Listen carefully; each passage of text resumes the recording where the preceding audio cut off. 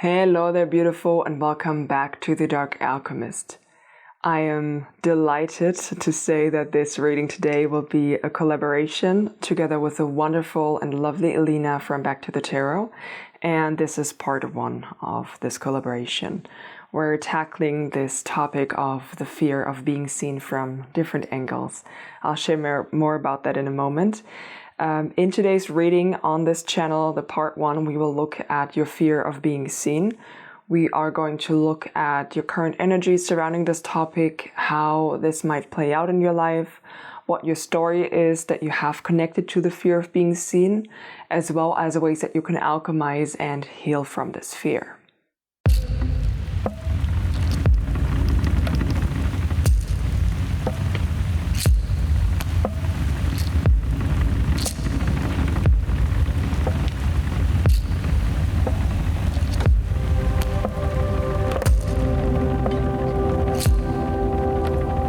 There are a couple of different elements to this collaboration between Elīna and me. Like I said, this one here, what you're watching right now, is part number one, because this is the first part of the reading. And when it comes to this fear of being seen, there is this fear that the mind spins as well surrounding what's going to happen next, as in like what will happen if I allow myself to be seen. And the mind makes up all of these kind of crazy scenarios. Most of them are super negative of what's going to happen, and like everything's going to go down the drain if I allow myself to be seen this way, and I'll be rejected or abandoned, etc.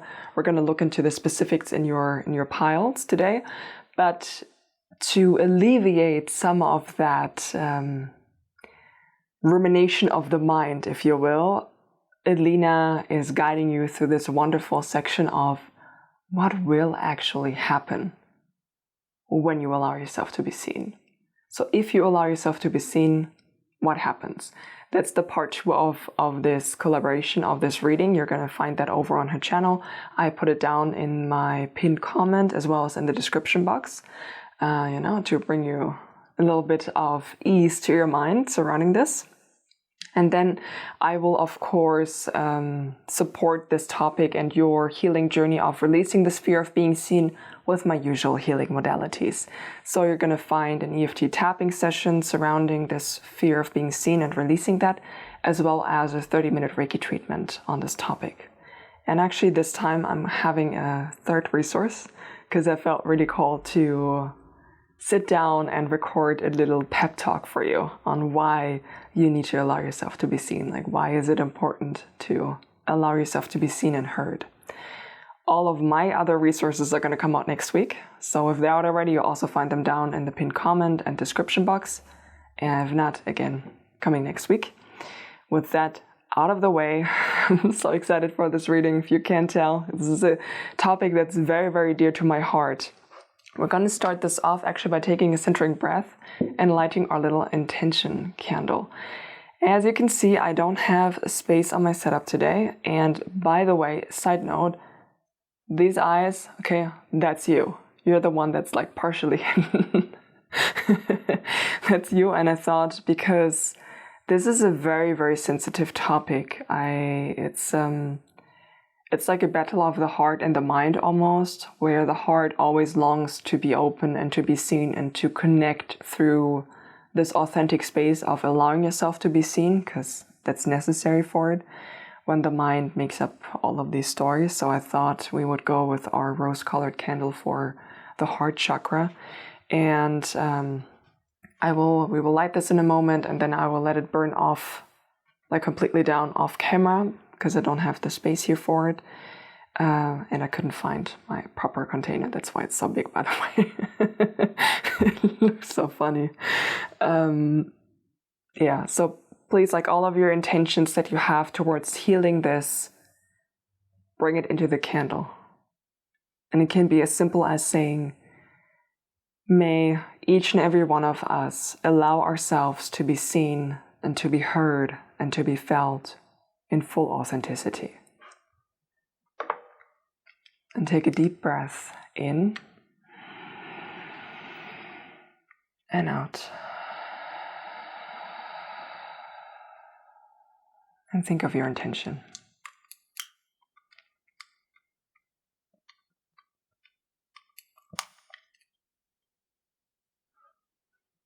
Beautiful. All right. Let's look at our 3 piles, and actually I'm going to show you the crystals now. So for pile number 1 today, we have the card of the Father.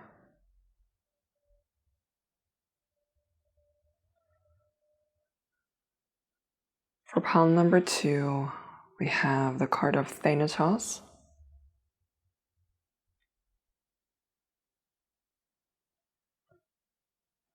And for pile number 3, we have the card of Gnosis.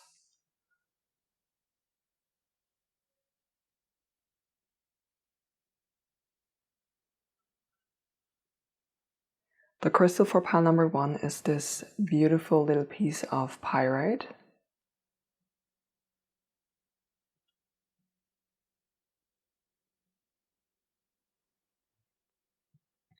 For pile number 2, we have this clear quartz.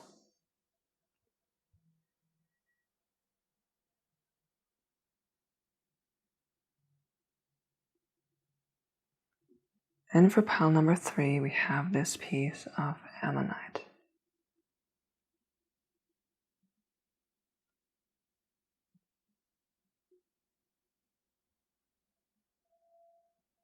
I don't know if I can pick it up, but it has this iridescent kind of glow to it.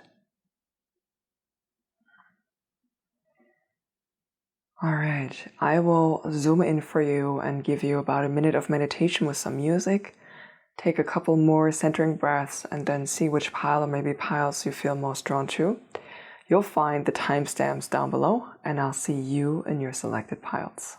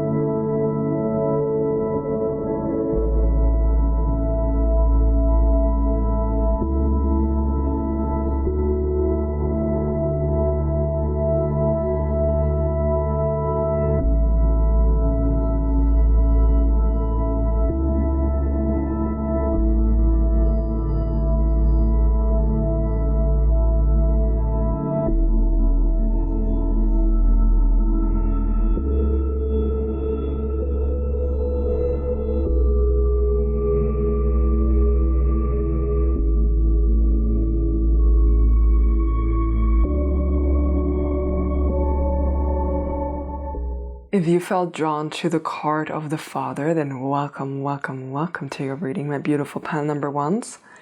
And we will actually pull 2 more cards straight away to have a look at what's going on and sort of like bringing it into perspective. So for you, we have the card of the Mystical Sister. What's interesting for you, there was a very particular placement with the way that this one came up here. That's the card of the New Pearl. And it came out exactly like this, so almost like an antagonist. Let me explain what I mean. Because I spent more times with your cards than you did, of course. So the Father is a representation of your energy, of where you're at energetically when it comes to the sphere of being seen. And these 2 cards are speaking to us about sort of how the sphere of being seen manifests and energetically what's going on in this kind of pattern. So with the card of the Father, I'm going to start right here with your card. You see, I was very, very drawn to the black and white that you see here. And it's almost this feeling of, it's like there are no gray zones when it comes to you. Either something or someone is in or they're out, and there is no gray zones. And the card of the Father also speaks about a paradox of how the Father, or the archetype of the Father, is one that is there to support, to protect, to provide, and at the same time, so it's someone who is sort of there and available, but at the same time, the archetype of the father also speaks about being absent emotionally or physically. Let's think, for example, of a father who works a whole lot to support his family and is therefore not at home and not emotionally available. And there is this irritation almost in your energy. And I say irritation for a reason, because it's like you are this kind of father energy when it comes to relationships, because I can see it here as well, but I already felt it when I looked at some of the other cards that came up for your reading, that we're going to talk about this fear of being seen surrounding relationships and in the topic of relationships. And when I say relationships, we're talking about all of them, okay? We're not just talking about romantic relationships, that's one part of it, but we're also very, very heavily emphasizing platonic relationships, so friendships, for example. There is this kind of energy about you where you embody this father energy, where you are always the one that supports, you're always the one that provides, you're always this kind of like stable rock almost, not almost, you are the stable rock, energetically speaking, in your relationships. And this side of being emotionally absent is one that I cannot fully figure out yet, because I'm getting two messages about this and they're completely contrary, because on the one hand, I'm getting a message that the relationships that you are having are one-sided, where you are the only one that's supporting this, you are the only one that's providing this, you are the only one that's the stable rock. But when you turn around and you are the one who's asking for some support, as is usual in any relationship, right? It's like a very balanced give and take, ideally. You are being met with silence, you're being met with rejection. So that's like one of the messages that I'm getting. And for some of you, it goes even a step further than that. It's perhaps you are the ones that are a bit higher in age and have had many cycles of this kind of relationship and dynamic, where it's like you have a friend group, or I heard for some of you are married actually, and it's happening in your marriage, this kind of dynamic, so, romantic relationship, but I feel like it's only a very, very few for you, where this kind of cycle has been played so out for so long that you were emotionally checked out, like you emotionally left your relationships, be that your friendships or be that your romantic partners, whatever applies to you. Some of you have taken, because the cycle has been going on and going on and going on, and you're like, I'm never getting anything out of this, I'm never getting anything back, I'm never going to have a balanced give and take, like never ever. So you're holding back a lot and you're emotionally checked out. I see this mirrored, but again, we're going to dive a bit deeper into this aspect. I see this mirrored with the mystical sister, because this is a card that speaks about an ally coming into your life, and not just any ally, it's a mystical ally. It can be someone in the physical, it can be someone in the unseen, but in the context of this reading, this speaks more about the kind of physical support that you have there. And that's basically like you're wishing for that. You're wishing for someone who is, spiritually speaking, on a similar level to you. Someone who is interested in similar topics that you can really share and discuss things with, that you are experiencing, that you're going through. Some of you, I feel like, have lots of psychic abilities, or you're big dreamers. So there's a lot happening in your dream time when it comes to receiving visions.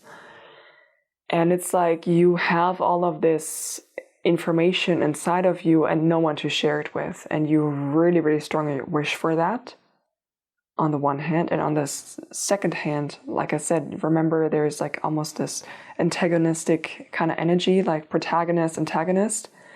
We have this paired with the new pearl, And the New Pearl is a card that speaks about the process of forming pearls, and more specifically about the grit of sand and the irritation that happens, because that's how pearls are formed.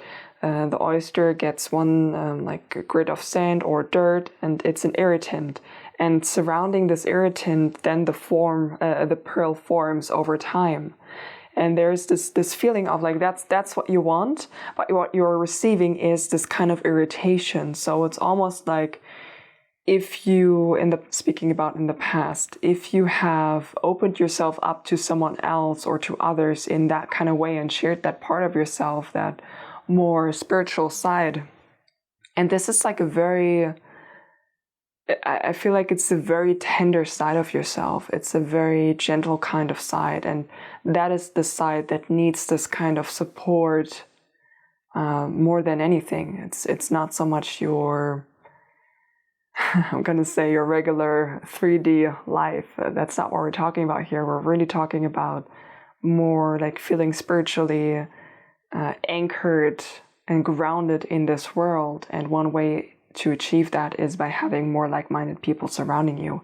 And that's this topic. And with this irritant, it's like each time that you try to open yourself up, you were running up against the same wall. And it's like there was this irritant. It's like people were massively or are massively triggered by this, and it almost feels like you are this beautiful butterfly, and this is not light. This is almost like someone is shooting fire at you. You know, that's the kind of dynamic that they want to speak of today, like your guides. Okay, let's have a look at your next few cards.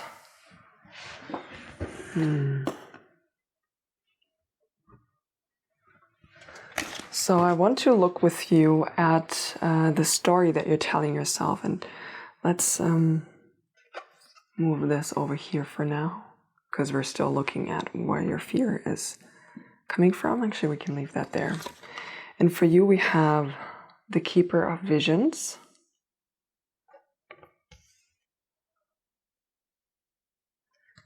We have the Court of the Moonlight. Hey, pick it up, please. Stop focusing. Come on. Come on, it's such a pretty card. Ah, here we go.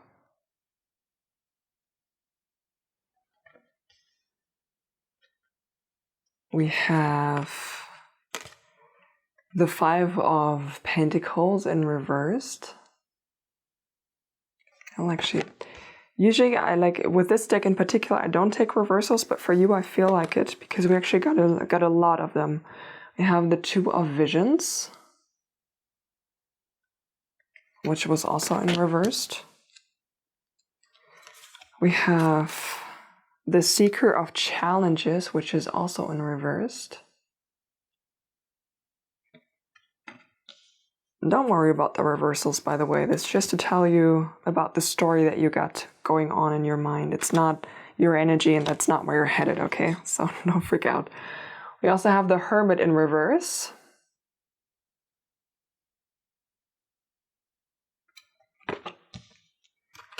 We have the Keeper of Spells in reverse, and you also got a lot of cards, by the way.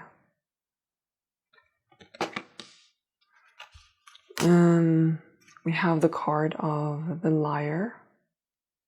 This one's upright. And these two are bottom deck energy, and I felt called to pull both of them, so I'm going to put them up somewhere. The first one is the Black Shook.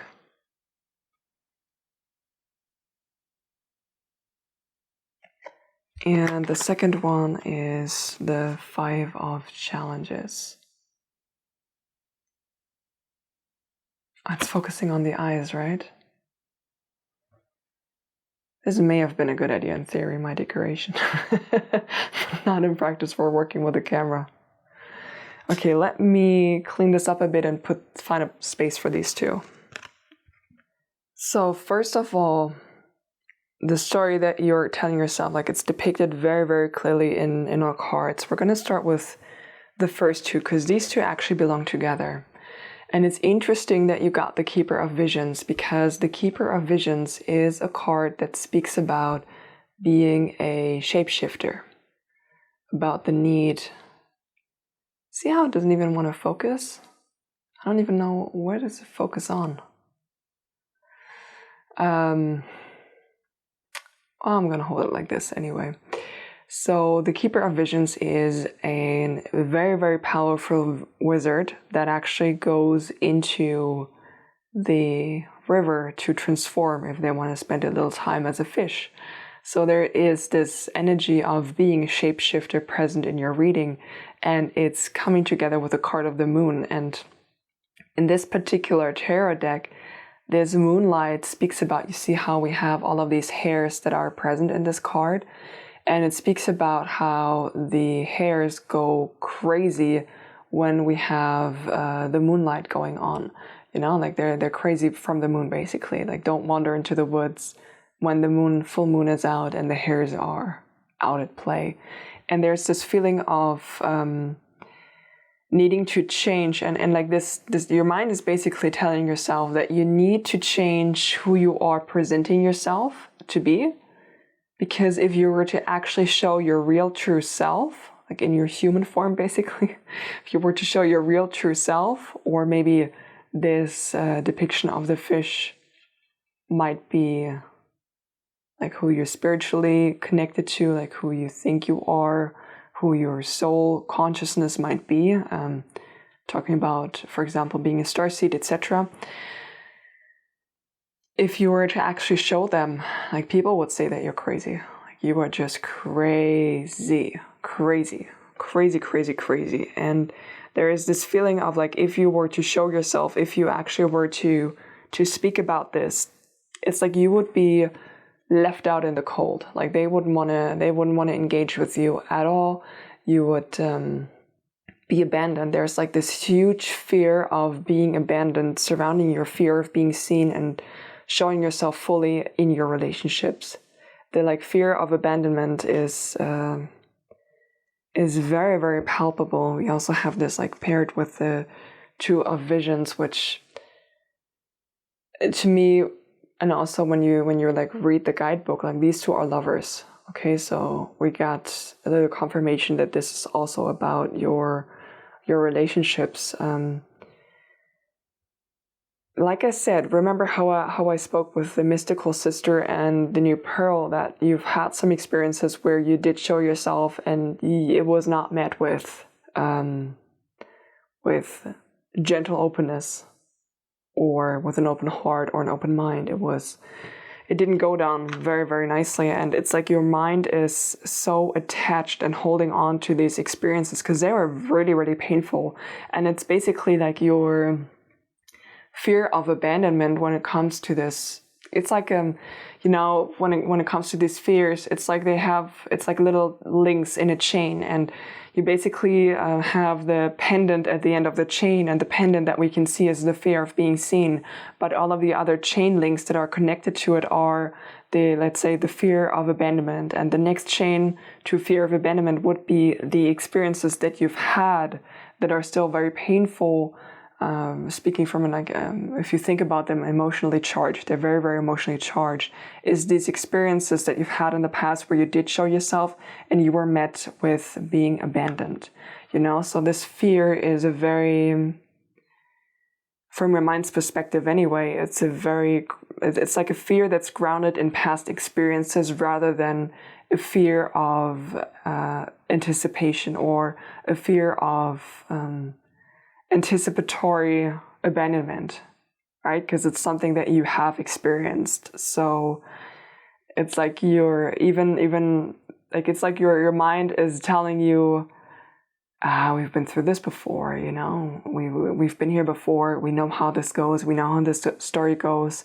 Why make ourselves vulnerable? Like, we're going to get so hurt. Why show ourselves? And there is here with this like keeper of challenges, you're at an impasse. Like, you can't go further than that. And this depiction of this knight here, which is, by the way, not a friendly knight. Like, you cannot go through this. You cannot pass through here. It's It's like your mind is not even allowing you to dream up of what it would be like if you met someone that would match you. You know, it's like this is out of the question. There's this feeling of, there's like this limiting belief that it's impossible for you to meet someone who connects with you at your level. It's impossible for you to meet someone that connects with you and resonates with your spiritual side. Which, little side note, that's your mind speaking, okay? That's not true. First of all, you are here on this channel right now. I resonate with this. I resonate with all of the spiritual stuff. I resonate with this. Okay? So if you're crazy, so am I. And let's face it, it's more fun. But also, it's not about being crazy, but we're going to speak about this hopefully a bit later. But if not, maybe... I feel like there are a fair few of you who feel or identify as starseeds, and I have some content planned around being a starseed, and because it's something that I feel like is not really talked about that much. It's like, okay, you go online, you find a lot of videos about traits and what it looks like, and you're here for a mission. But it doesn't really go beyond that, you know? It doesn't really go into the nitty-gritty energies of that. This is not part of our reading because I feel like this is for a few of you, not all of you. It's something like this is coming, okay? So the first video about this is actually already out because I'm sharing a bit of my own story. I digress. I leave it down in the description box for you. I'm going to move on from this topic. But again, there is this feeling of like your mind is not even allowing yourself to dream up on what it would be like. It's like it's impossible to find someone like this. And that's why we have here the Hermit. And even when you just look at the card, like the Hermit card itself, like he is cozy, okay? He's so cozy in his little cave here. And he made it like all of his favorite things are surrounding him, you know? Like he has his favorite drink. He really loves to ride. He has a cozy fire down there. But it came out in reverse, and it shows me that it's like you are basically this fear of abandonment. It's like your guides are giving me lots of images in very quick succession, and they need to like, please slow down a bit. All right, so let's start with the first image that they're showing me. This fear of abandonment is having you in an absolute chokehold, okay? Because there is this feeling of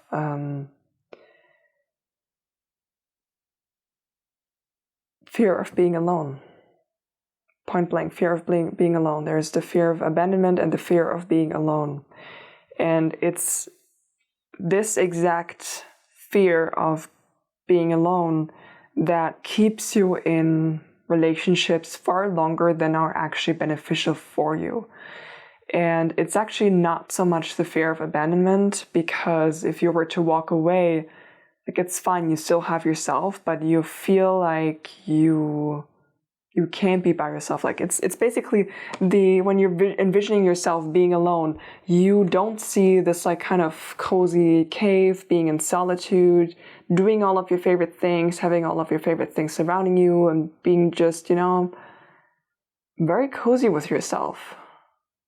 Very, very cozy with yourself. You see it as this. So there's this depiction of being very, very sad, of being lonely, of living a life that isn't worth living, is what I just heard. So there is really this intense feeling of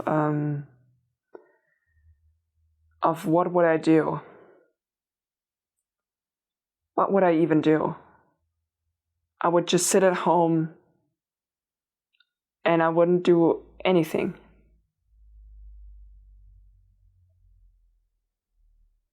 And it's this image of to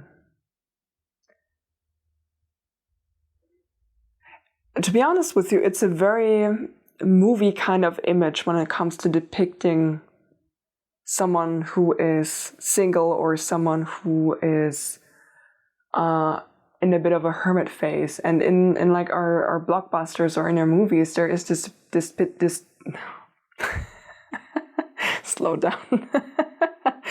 There is this depiction of being alone is always associated with negativity. And they don't show the peace that is also connected to being alone. There is a deep discovery that can happen when you are in a period of aloneness. It's a period of self-growth. It's a period of understanding yourself a lot more. Also because like everything from the outside is stripped away in a sense that it never has been before. It's like you actually have to sit down and ask yourself, what do I want to do today? What would I enjoy doing? And it's like you have time to discover more hobbies and take certain courses, do some classes, learn something online or in person, like workshops, something creative, something you always wanted to learn, something you've always been curious about. There's a lot of time freed up to dive deeper into this kind of topic. And bit by bit, then you're building more beautiful things to spend your time with, so that it starts to shift from loneliness to solitude, because you're starting to enjoy your time by yourself more and more and more. For me personally, the difference between loneliness and solitude is when you are feeling lonely, you are massively feeling the absence of others, and that's where your focus is at. So it's like an outward focus, and feeling solitude is to be in the presence of yourself. So your focus is turned inwards because you're not alone. You are there. You're also a person. So that's already one.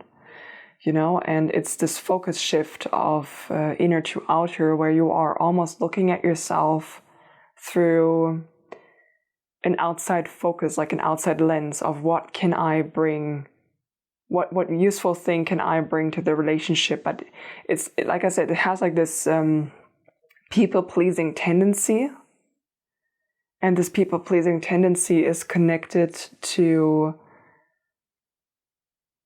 the fear of abandonment.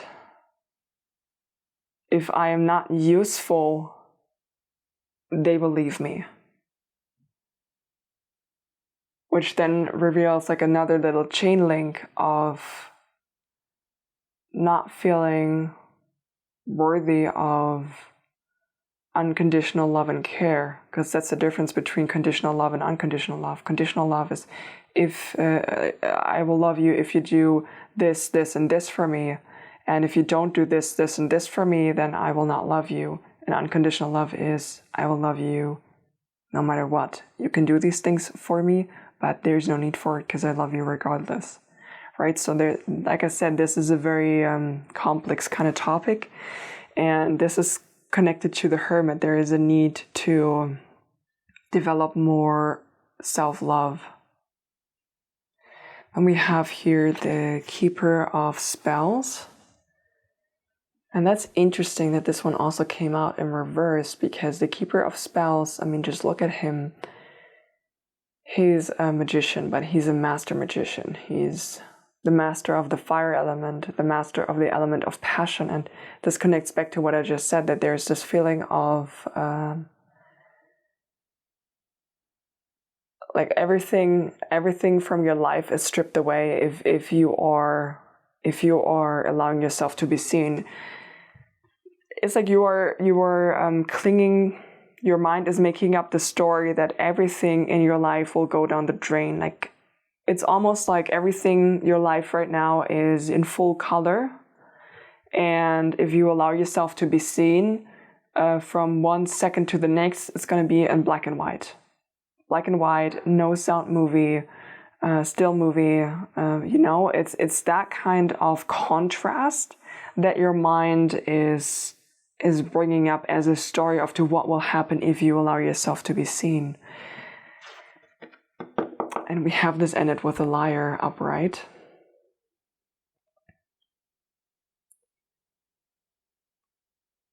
This is going to be a bit hard to hear, but I will say it regardless. It's almost like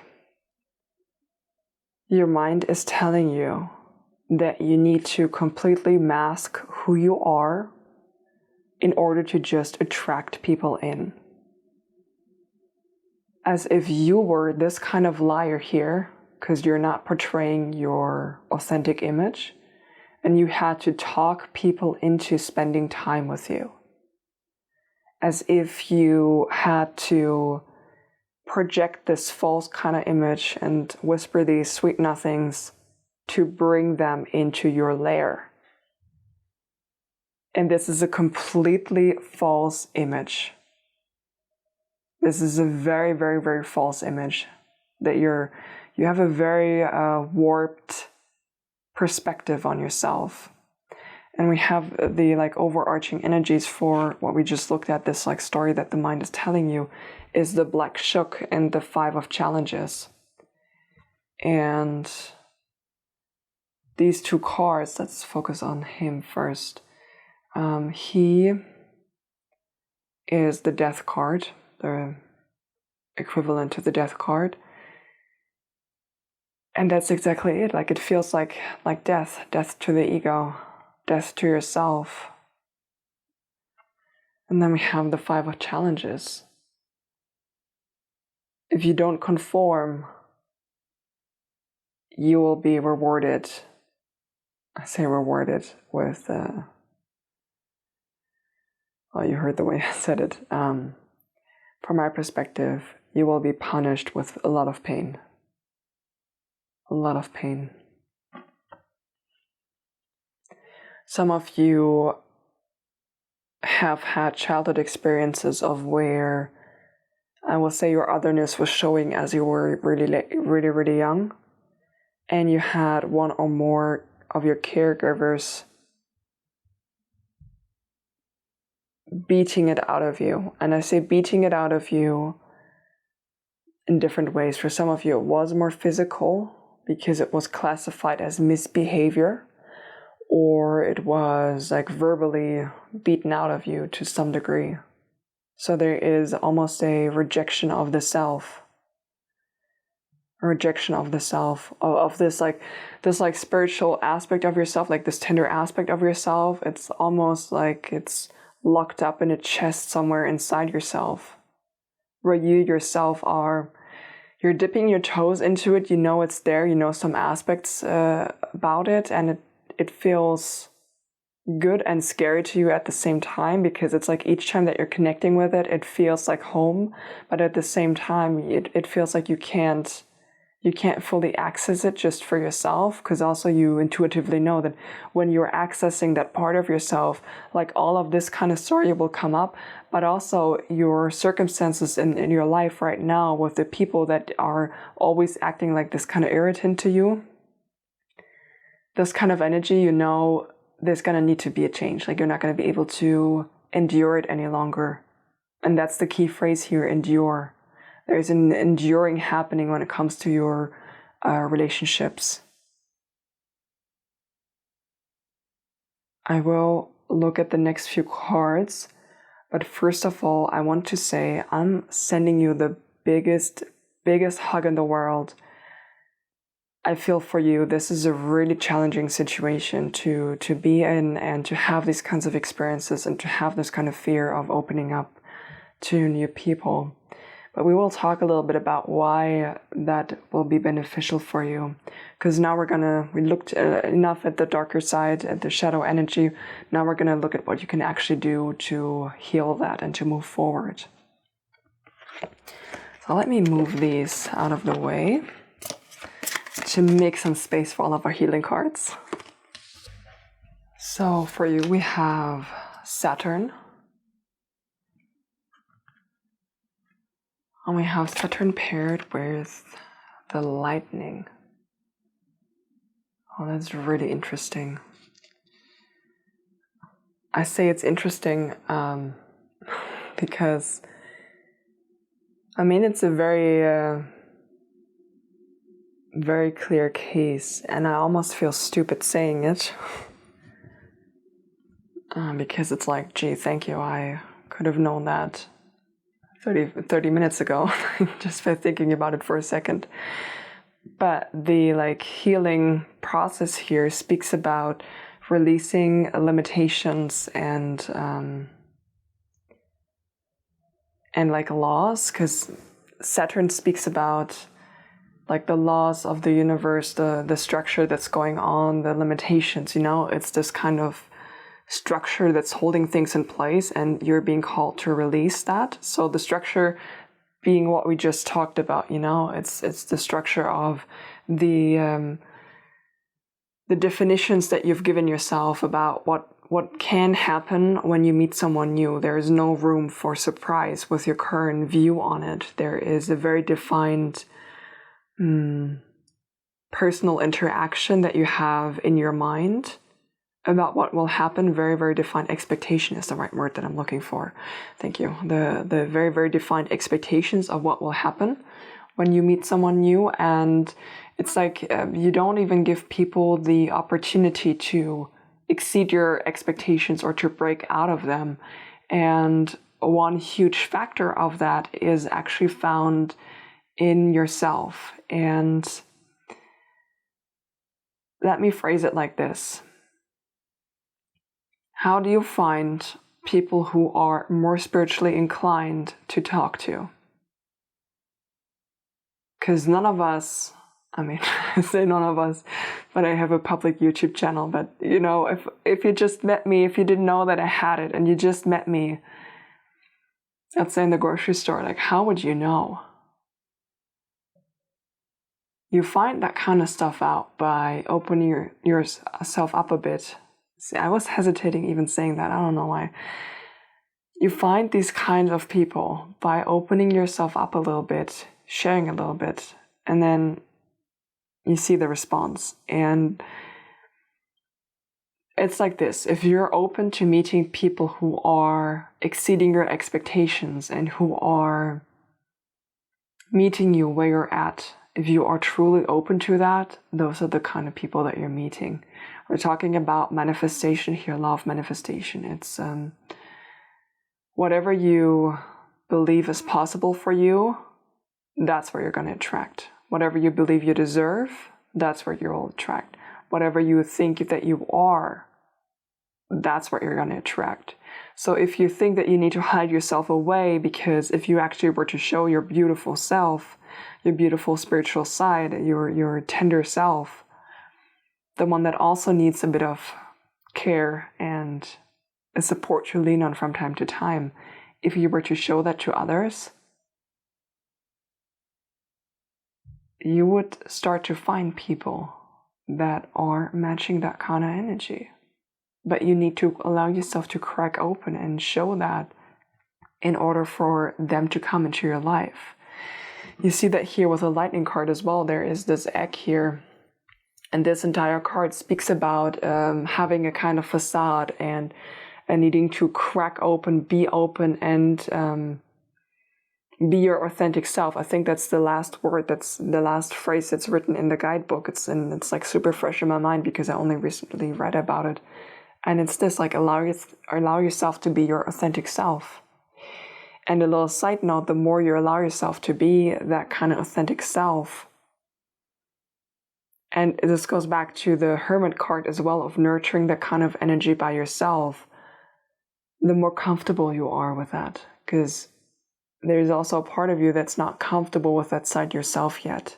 And that's fine. That's no judgment for me when it comes to this. There's like a discovery period, and it's perfectly fine for you to keep that more to yourself, as you're discovering and you're sort of learning about your beliefs and allowing things to dissolve and learning new things about who you are and what that might mean, etc.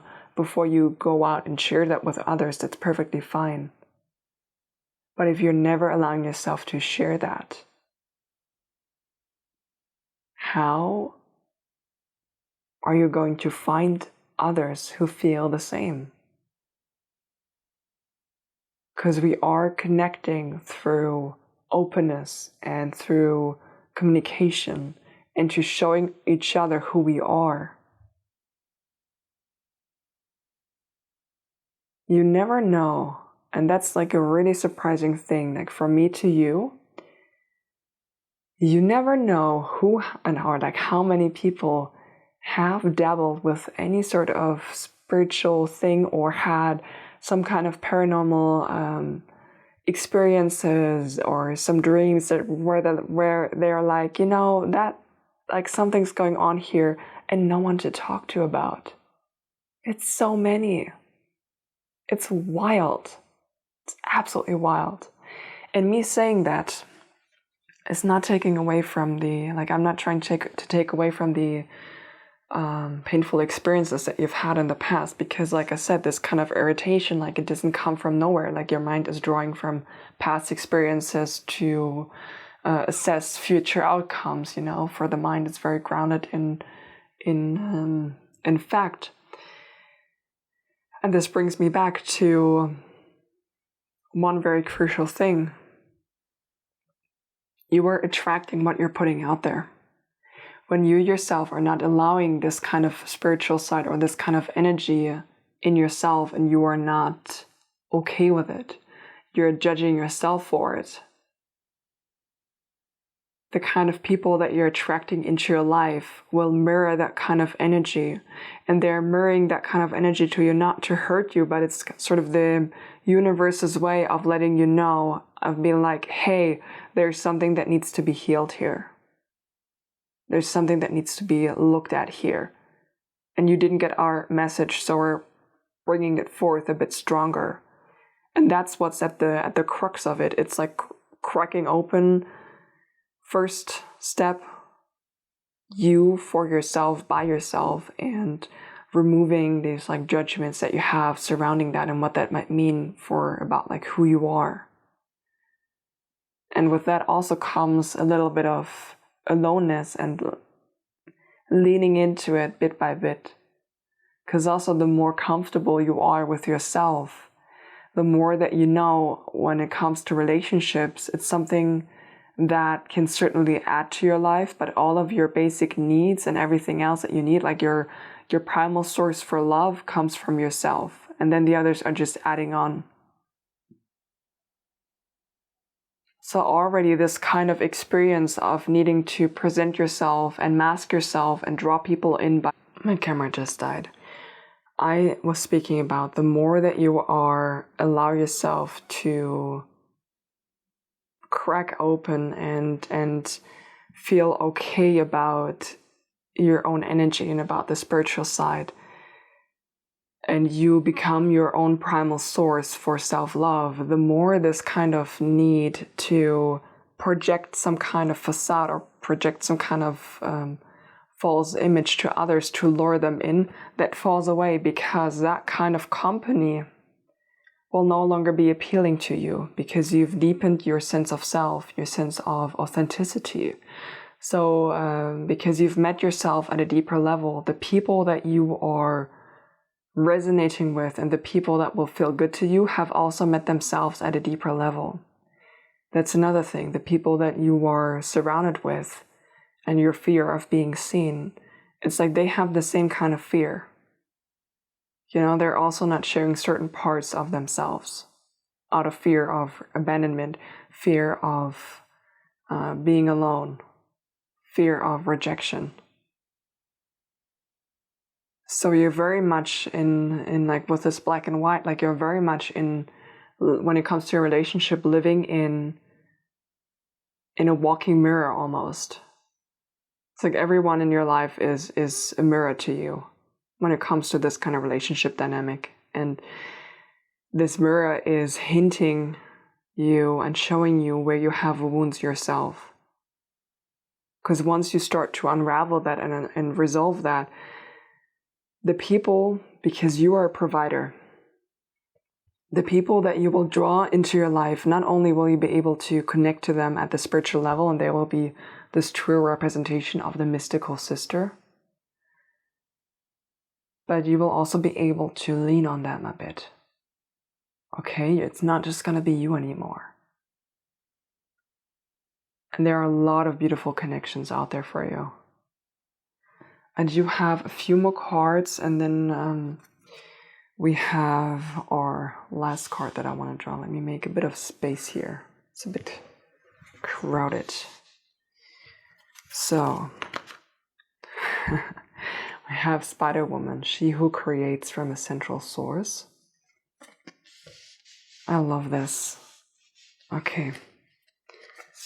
I already know. Yeah, we have healing. Welcome healing into your mind, body, and life. And you see here, the heart is highlighted, the heart healing. And this means to, if you're able, also get a therapist on board and work your way through these past experiences of your relationships that you've had, where you've been rejected and abandoned when you have shown yourself, or when you were asking for help, when you were asking for support. Get help on board with that. The tapping video that I will upload, for example, is already one extra resource that you can do. But if you just type in fear of abandonment, etc., EFT tapping, you'll find a lot more about this as well. You can already work on this topic by yourself. But again, because this is such a sensitive topic and it goes so deep for you as well, getting additional support, whatever you feel comfortable with, because talking therapy doesn't work with everybody. For somebody, it's a better approach to work with releasing things from the body through, for example, tapping or hypnosis, and you don't have to pick one as well. You can mix and match and see what works for you there.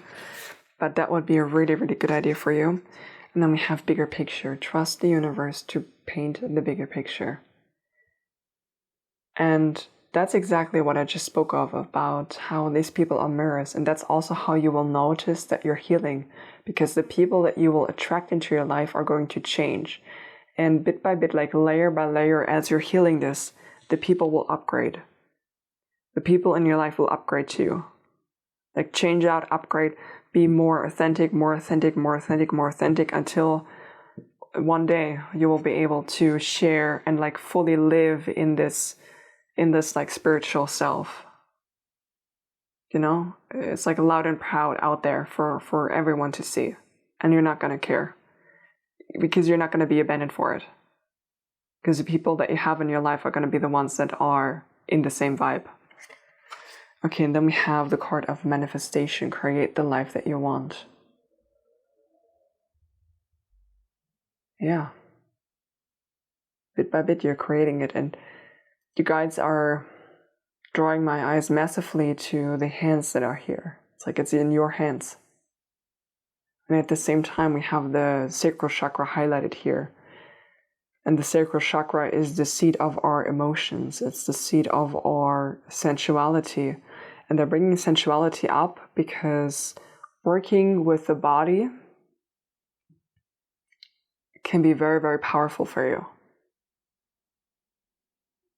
So definitely try out that tapping session that I will upload. But again, also look at other ways. You can also release things with breath work, for example. Explore it a bit. Because on the emotional side, there's quite a bit that needs to be released here. Okay, I will draw one last card for you on camera. I already pre-shuffled this, and this is just going to be a little closing message. So, my beautiful guides of my lovely pile number ones, what closing message do you have for them? What do they need to hear right now? I love that so much. Okay, this one as well. So we have other people want to help. Someone you know wants to help you succeed. Have the courage to ask for help or support today. Graciously receive help without guilt or shame. Meditate on who to ask for help if you are unsure. And the last one feels less applicable, but I will read it regardless. Use your skills, knowledge, or connections to help someone in need today. And then we also have, wow. Your thoughts create things. Commitment to changing your thinking habits today. Commit to changing your thinking habits today. Visualize yourself succeeding and living the life you desire. Negative thought energy may be creating a block in your life. Focus on what you want rather than what you don't want, and raise your vibration to a higher frequency now. Now you can see it. This is everything we've talked about. All right. So my beautiful pile number ones, that is the reading that I have for you today about your fear of being seen. Now, I would highly encourage you to head on over to Elīna's reading to check out exactly what will happen when you allow yourself to be seen. You know, to provide your mind and the story that your mind is telling you with another option. Just opening it up a bit. Just sharing, like, what can happen. All right. Take good care of yourselves. Again, the extra resources will come next week. The EFT tapping and the Reiki video, and a little pep talk on why you need to allow yourself to be seen and why it's important to share and to speak out. Have a beautiful rest of your day. Bye. If you felt drawn to the intriguing Thanatos card and the clear quartz, welcome to your reading. Straight away, I'm going to pull a couple more cards so that we can look at this, because the Thanatos card is a depiction of your energy and where you're at right now. And we're going to look at the reason for, like, why are you actually afraid of being seen? Like, what is the topic? Where is this fear of being seen popping up? And for you, we have the card, wow, of Uranus. And we have, wow, okay, Neptune. So listen, the reason that I'm saying, oh, wow, is because Thanatos is the depiction of the death card, or the death card in this deck speaks about a profound kind of transformation where when you're going through it, you will never be able to be the exact same way that you were before. It's not possible. Like, you are forever changed. And that's this kind of transition that you're in. And I say, wow, because we have this sort of clarified, you're in the spiritual closet. Pile 1 was as well, for different reasons than you are. I can already tell, because Uranus is the card of awakening. The one card in the deck that has awakening as its meaning. And you have this paired with Neptune, which speaks about divinity and mysticism. So the topic of where you are afraid of being seen is, through this awakening, is your reconnection to your divinity and to your mysticism, to the mystic truths of our universe and what's going on there. And that's also why we have the death there, because awakening is almost a bit of a death in layers, if you will. It's like once you're ready to learn something new, or you're ready to shed one layer of your worldview, that's when, like, a little wave of the awakening will hit. And, you know, like, you will wake up to new truths, it's like your world is getting bigger and bigger and bigger by, like, each layer that's dying. Yeah, that's the image that they're showing me. It's like it's getting bigger and bigger and bigger, and you have this fear of being seen surrounding this. That's really interesting. Let's look, because this is so clear. Let's have a look at the story that your mind is telling you when it comes to this, like what's going to happen. Let me rephrase that. It's the story that your mind is telling you of like the fear. What is this fear of being seen telling you? What's your mind projecting on that? Oh, okay, we have the Weaver of Challenges. And when this flew out, I actually heard like Ice Queen and like being left out in the cold. And there's also an energy of feeling like you are evil, which I cannot quite place yet, but let me be clear here. This feeling of like being evil, like the evil energy, is not that you are evil, but it's that like others perceive you as evil.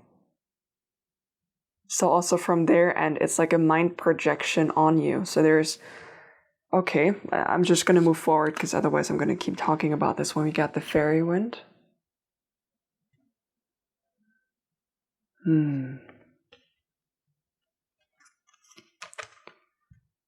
Okay, we have the Eight of Spells.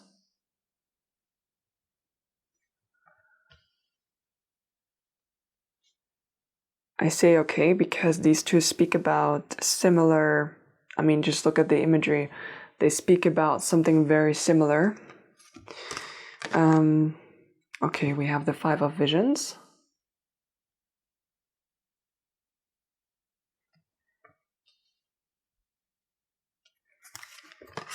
We have the Ace of Spells.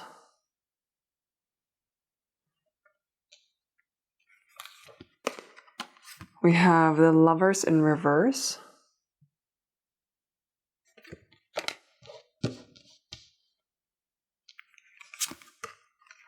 Okay, we have the Five of Spells also in reverse. If my camera wants to pick it up. Here you go.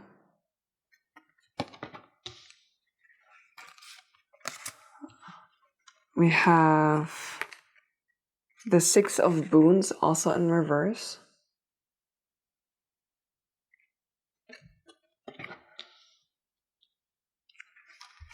We have the Wide World also in reverse.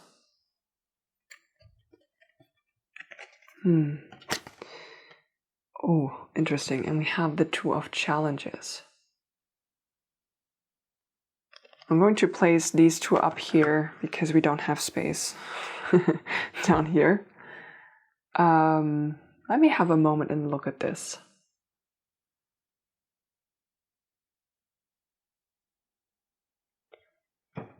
Okay, I'm just going to start, and then I think like for this part this card I need to think about it for a moment as well. But it's like with this Weaver of Challenges, you're when I took my short break, which for you lasted no time at all, through the magic of editing. When I looked at this card, your guides gave me some clarification. They gave me two things. The first one is that they drew my attention to the difference here between the white and the black, and the white being a representation for purity, and the black for impurity, and it's connected to this topic of being perceived as evil. So I feel like some of you have some like cultural backgrounds where there is either a religion very strong, very prevalent, maybe even in your family, or a certain sense of viewing the world. You know, it's different it's a collective reading. It's different for each of you. For some of you, it is this like super strong religious background that's bringing in a lot of pressure on you, and that's this feeling of like impurity. Because like impurity, or like purity and impurity, is a very, how shall I say? It's like these are very religiously charged terms, you know, very, very specific kinds of terms. And this fear of being evil, I mean, it's something that I also see on my channel, for example, doing what I am doing, that there are people commenting every now and then and saying that I'm evil and, you know, like stop Satanism, like that kind of stuff, as if I was practicing that. I mean, come on. But I always take it with a lot of humor because it does make me laugh, because it's so far off the bat. But this reading is about you. But it's that kind of energy that's coming through, that like your fear of being seen, that like the story that your mind is telling you is basically that you are being perceived as evil. You'll be perceived as impure, as evil, as no good. And as a result of that, you have a fear of being alone. And that's the connection, I think, to pile number 1, because they also had it, but it came up in different ways. There is this fear of, like, if you allow yourself to be seen here with these two, which is super interesting, because on the one hand, here you see that there are the fairies like flying away from us, and here the owls are flying towards us. And the fairy wind speaks about this like magical kind of wind where the fairies pick you up from where you are, and in an instant you are 300 miles from where you were supposed to be. You know, it's like this unpredictable kind of energy of, I don't know where I'll end up. I don't know where I'll be. It will be in a completely different place. It will be very, very fast. And with the 8 of Spells, this card speaks about getting a lot of news, or like getting news quickly, like news is on the way, like towards us. So there is and like I feel like these news that are coming towards you are connected to the 5 of Visions, and I feel like this is about your family, about your immediate family. For a lot of you, this is about your family.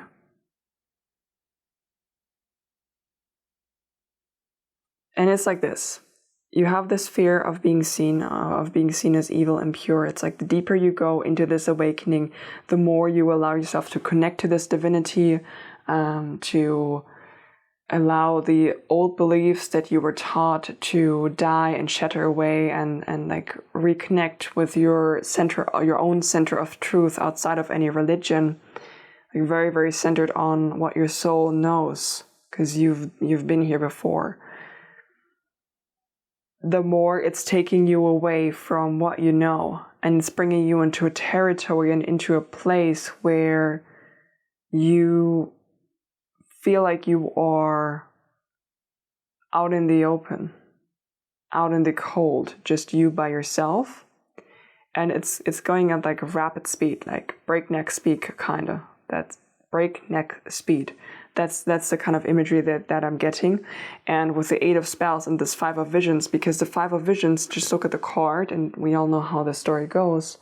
It's like she was supposed to take care of this golden ball. Actually, she wasn't allowed to take it, but she did anyway, and like she drops the ball, you know, like into the water, like she loses this ball. And there's this panic of, I've dropped the ball. And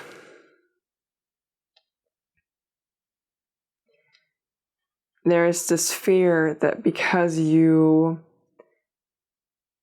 that's an interesting phrasing that's coming through. I'm going to stick with it. Because you've dabbled in something that you should not have dabbled in, you will get the consequences. And the consequences that your mind is fearing is that of this like wrath of basically the owls, like the wrath of your family about dropping the ball. And there's this fear of, like, the more you allow yourself to see and uncover, the more you are, and not just see and uncover, but also the more you are allowing yourself to be seen as this new version that is emerging through this awakening, the more you're allowing yourself to share that, and to share that with others. And the further away you are, the more it feels like you're dropping the ball. So there's almost this feeling of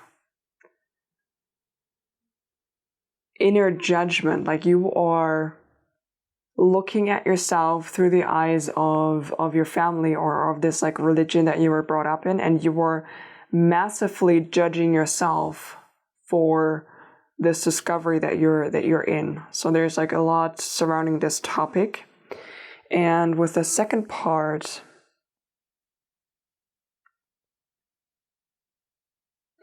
I just heard the words of false strength. because the Ace of Spells, like in this particular deck, he is a magical ally. So this tarot deck speaks about the journey through the enchanted forest, and we have this white hair that we see down here that's guiding us through, and it starts with the aces, and each ace represents a magical ally, and this one here is the fire drake, and he gives you this wizard staff with this very, very powerful gemstone that's then also infused with even more powerful fire energy, like the dragon energy, right? And it holds a lot of power, and you get the staff as you enter into the forest, and you get it with the words, you have all of this power, what you do with it is up to you. And with this feeling of false power, this connects back to what I touched on how you are,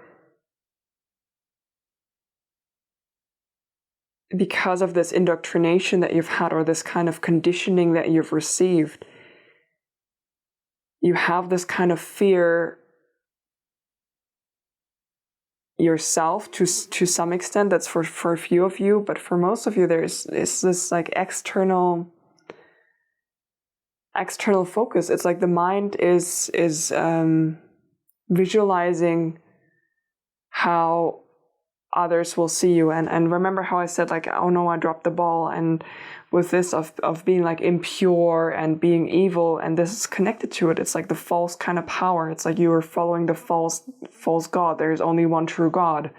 When a little side note from my perspective, I don't understand that kind of argument, because to me, every religion is grounded in this idea of love. And as long as what you're believing in, not every religion, but the core ideas that are portrayed, as long as what you're practicing is grounded in a deepening of unconditional love to yourself, but also to other beings, we're all practicing the same thing. It just has a different label on top of it, you know? And so personally, I don't understand that kind of struggle and that kind of dogma that's surrounded religion. I mean, I know it's about power, etc., but it doesn't really make a lot of sense to me. You know what I mean? It feels kind of pointless. But that's this kind of story that your mind is telling you. And I'm going to jump a bit through the cards already to the Two of Visions, and then I will go back, because this Two of Visions here, when I pulled this card, I heard the words or the phrase, what if they're right? So there is an element to your mind that is scared that if at the end of the journey you will look at the mirror and you might see yourself and you might see that it was right and they were right, and you have false power and you are impure and you are evil and you were worshipping a false god. You know, that's kind of connected to this topic. That's really, really deep. Really, really deep reaching fear of being seen. And with the Lovers, the Five of Spells, the Lovers in reverse is also speaking about self-love. So the mind is also telling you, like, I am not allowed to love myself. So there's a restriction put on your fear of being seen, or like if you are allowing yourself to be seen, there is like a restriction on that. So you're almost punishing yourself for going down this kind of way by treating yourself in a way that's not beneficial for you. You know, like you are your own parent and you are your own child almost, and you have internalized, understandably so, because you were growing up, you know, that's what's surrounding you. And as children, we're like soaking up the belief systems and the habits, the patterns, etc., the mind patterns, the thinking patterns, etc. We're sponges. We're picking that up from our immediate environment, so it makes a lot of sense that this is so present in you. But this kind of internalized voice that your mind brings up is leading to you punishing yourself in advance. And you're not super aware that this is self-punishment for it, but pay attention to it, because it comes out as something like not allowing yourself, like if you've had a day where you are diving very deep into your spirituality, and because you are doing that, okay, like I can see that in your cards, you are secretly opening yourself up to that. And again, like in secret is fine, don't worry about it. When you have days where you're diving really deep into that and you feel really connected in that sense, pay attention to the way that you are taking care of yourself, because there will be something off. Either you are staying up far longer than is beneficial for you and you are restricting your sleep, or you are nourishing yourself in a way that is less than ideal. Maybe you eat something, maybe you overeat, maybe you undereat, maybe you eat something that you know will give you a headache or tummy aches, or just something that is not in line with you. Maybe you want to change your health around a bit and you eat something that you know is to some degree detrimental, and then you will feel even worse about eating that, you know. So there's a self-punishing element present when you are connecting with this divinity, with this like mystic kind of truths. That's this internalized voice, and the mind is like rushing this in order to kind of strengthen this point, you know, strengthen this fear. It's like an anticipatory fear of what might happen if you were to allow yourself to be seen by them, because you have not, like from your energy, I feel like you haven't shared that yet. So your mind is in anticipation of what could go wrong at the end of it. And I hear some of you are arguing right now, being like, no, I know that will happen, because I know about their religious beliefs. And I'm not saying that they would open their arms immediately and be like, oh my God, you are so right. And there are multiple ways to connect to divinity and to connect to source, or whatever resonates with you, to connect to God, and going to church or service or whatever is just one way. That's not what I'm saying. What I'm saying is that people can open their minds and people can change their minds. And then while there might be some worry or concern for your well-being in the beginning, you're also still there. So if you want to, you can start sharing just a little bit, you know, just a little bit. And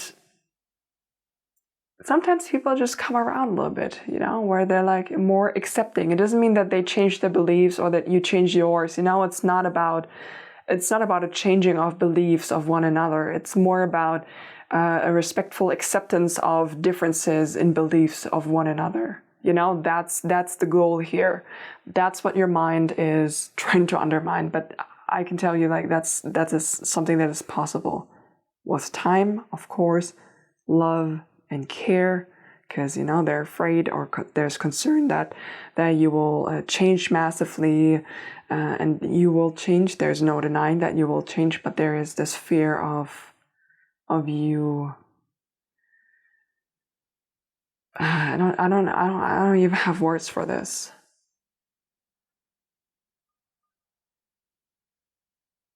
I don't have words. I always have words for everything, let me tell you.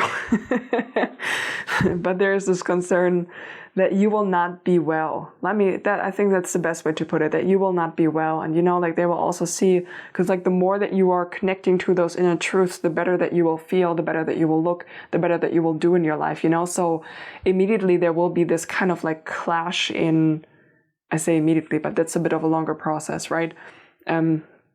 But that's why I say, like, give it some time. Like, over time, they will see how you're doing. They will meet some of the people that you are now connected with, etc. And everyone's going to be super nice and like filled with light and love. And that's something that you can feel, you know? So that's something that will soften these kind of views and this kind of boundaries that the people in your life have over time. That's like a little side note of, you know, future. But right now, this is the story that your mind is telling you, right? We got the false power. We got this like self-punishing behavior. Like, please pay attention to that. That's going to be like the first thing that you can start releasing, is this kind of like self-punishing behavior, because you need to, like, before you step out and allow others to see you, you need to resolve this kind of fear internally. You know, you need to allow yourself to be authentically yourself, to feel good about who you are, what you believe in, feel very centered and grounded. And that's the moment, like when you feel centered and grounded, that's the right moment to step out. And I'm not saying like be in the closet until then.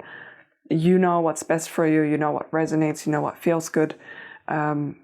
It's just like to ease your mind a bit would be one approach. But do work on being grounded in this in yourself, and release these kinds of stories that you have connected to that, this kind of trauma, this kind of religious trauma that you're carrying around surrounding this.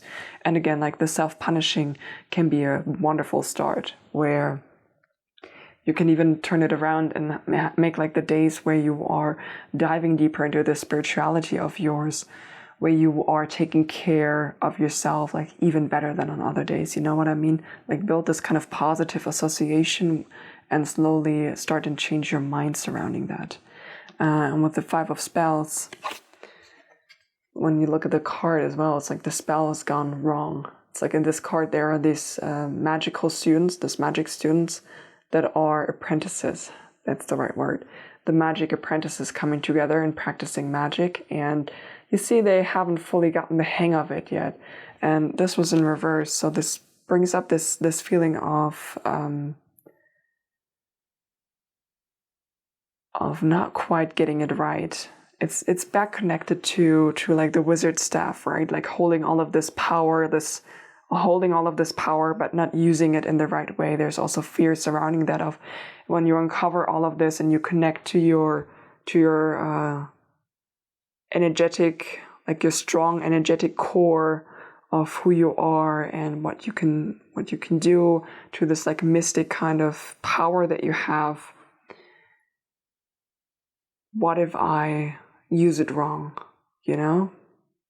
I think this fear of using it wrong as well is connected to the kinds of religious trauma as well, where you saw people having a lot of power, because, you know, there's also power in religious teachings, you know. It's not all bullshit, is what I want to say.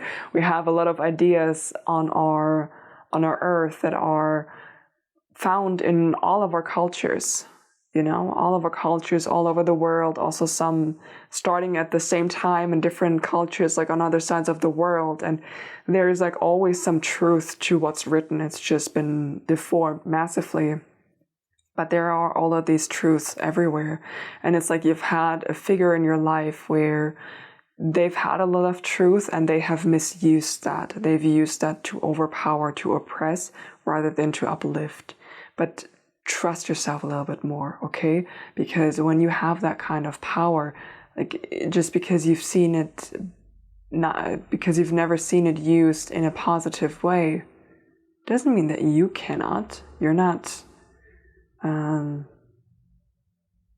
this fish that was caught in the net of that and can't escape. Like you are the whale, you know? You are the whale that is able to dive very, very, very deep and travel very, very far. I don't know why the whale came up. But that's the kind of imagery that they've given me with this, you know? You are free to channel this kind of power, this kind of mystic truth, this kind of knowledge for good. This is just like a figment of the mind, like an anticipation, fear. And here again, also with the Six of Boons. Six of Boons is actually someone who ran away from home. You see, she doesn't even wear shoes. And she ran away from home because it was not a good place to be. I'll keep it light and gentle. And she ran away with basically the clothes on her back, and that's it. And it's freezing. She's laid down in the forest to sleep, and she's really, really cold. And then all of a sudden, like, all of these rabbits appear to keep her warm during the long night. And the rabbits are a depiction of spirit guides. They are a depiction of your spirit team, of supporting spirits, benevolent spirits that are surrounding you and supporting you through this kind of dark period. And what I find interesting is the reverse of it, which then means that there is no spiritual support. It's almost like and like coming back to the Two of Visions of like, did I really go in a false direction? There's almost this like fear that it's all gonna, like, everything that you're learning right now, everything that you're discovering right now, that like all of this is a figment of your mind, and that you will reach a point where everything, like, you will have abandoned your family or your family abandons you. It's a kind of a mutual thing that I see happening here. And in your moments of greatest need, like, everything will go up in smoke in your life. That's the kind of imagery that your mind is building here surrounding this topic. And we also have the wide world. And when I pulled this card as well, I heard the phrase, I will no longer have any opportunities, because that's what this card, like, you've been through the journey of this forest and you're opening up into the rolling hills and everything is open, you know. And in reverse, it's like, I'm not going to be able to have any more opportunities. So there's also a fear element of like work life. There's like the ridicule happening from a broader perspective, from a societal perspective, and there is this like massive fear of abandonment when it comes to your immediate family.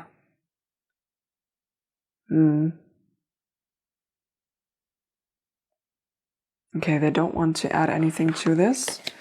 They want me to continue a bit. But that's how your mind is connecting those. And I'm going to leave like the Two of Challenges out for you. I think that's going to be beneficial, because now we're going to look at how you can heal this, which, you know, is very, very important. But also we sort of need to, I say we sort of, but it's really important for us to look at what's going on when it comes to restriction. And for you, we got 3 cards. We have the Virgin's Milk,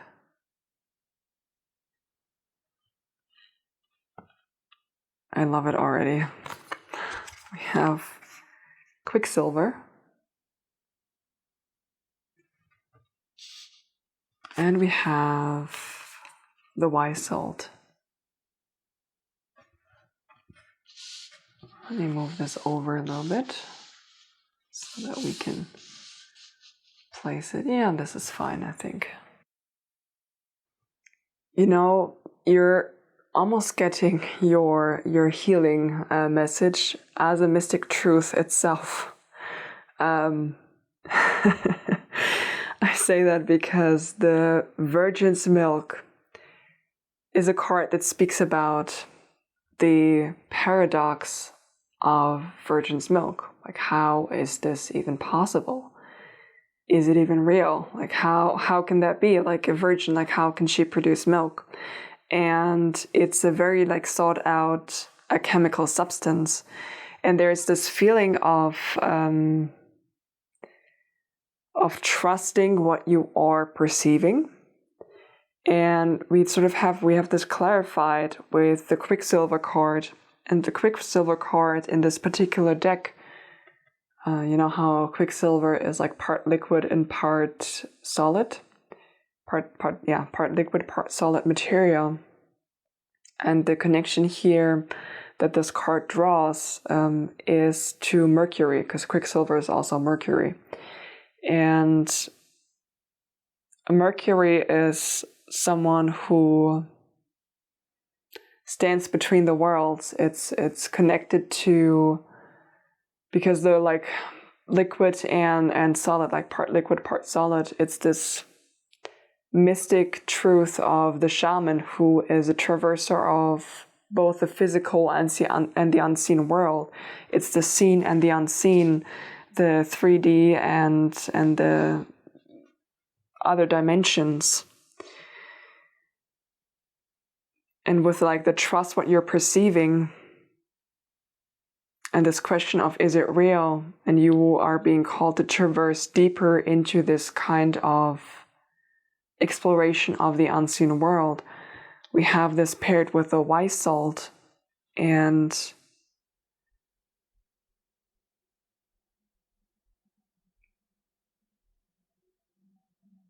they really want me to say that you can trust your own judgment. You can trust your own judgment. Trust yourself. The more you explore and you allow yourself to traverse, the more experiences you will have, the more you will uncover, and the more you will reconnect with this inner truth, with this wisdom that goes beyond religion, this wisdom that goes beyond space and time. Remember how I spoke about the different religions or the different traditions all around the world, and how they're connected, and there are these like kernel of truths in all of them, and they've been like popping up around the same time. It's that kind of energy that you are connecting back into. You will find these kernel of wisdoms, which, by the way, will also soften your own relationship with the religion that you were brought up in, and it will also soften your relationship with your family, because you will find a kernel that you can connect with, and you can connect with them through this kind of kernel of truth that you find within it. You know, that's why I also said, like, give it some time. But do you see what I mean when I say, like, your healing message is almost a mystic truth in and of itself? But I do have some more cards, actually.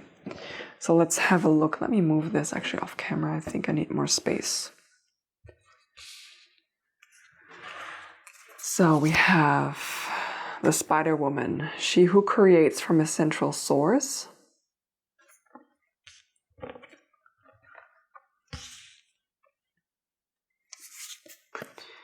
We have, and these two came out together, like Yemaya, goddess of the sea and mother of all. And I actually heard a message when this card popped out, or when I looked at both of them. And the message that I heard was healing your mother wound.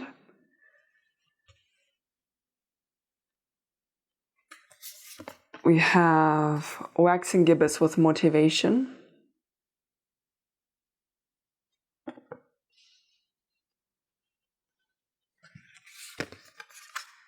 We have black tourmaline, protection, recharging, grounding.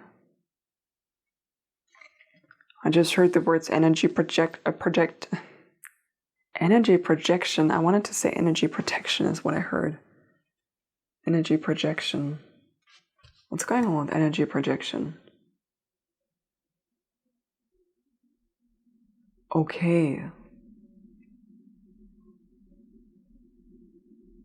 Someone from your family line. I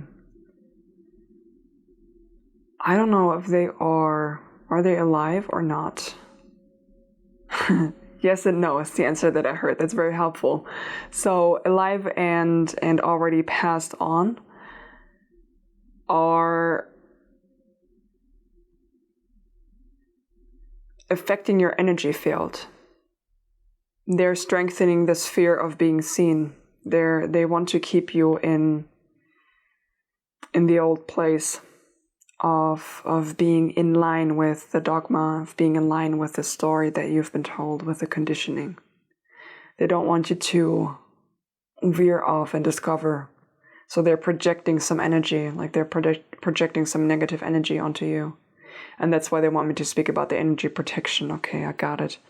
I'll speak about this in a moment, okay? I just needed to clarify this first. Then we have Pele, goddess of volcano, creativity, change, and protection. I love this card so much. It's one of my favorite cards in this deck. And then the last card that I have here is Inner Warrior. Trust that you have the power. I'm going to leave this on the Quicksilver, actually. Makes a lot of sense here. So, let's start this off with a Spider Woman. She who creates from a central source and goddess of the sea and mother of all, with the mother wound. Quite frankly, hop on. I mean, you're already on YouTube. Open up a new tab, look in healing mother wound, healing the mother wound, because there is a connection about being nurtured in a particular way, according to this like religious beliefs, and you sharing certain aspects of yourself when it comes to your awakening, when it comes to your new truths that you're learning that are emerging. There is a particular response that you will meet and that you have met already, which is more along the lines. At first, there is a bit of a being ridiculed, which then hops into being concerned and fearful. You know, it feels like, oh my God, you're so silly. And then as you progress and they're like picking up on it and being like, oh my God, they're actually serious about it. That's when sort of this like fear comes in and this like concern that they're bringing forward. There's something that you need to heal surrounding this. So when it comes to healing this sort of like internal judging voice, start with a mother wound, is what I want to say here. Yeah. So, because I also find it interesting that you have, like for both of these, there's the spider web. You see that? There's the spider web and there.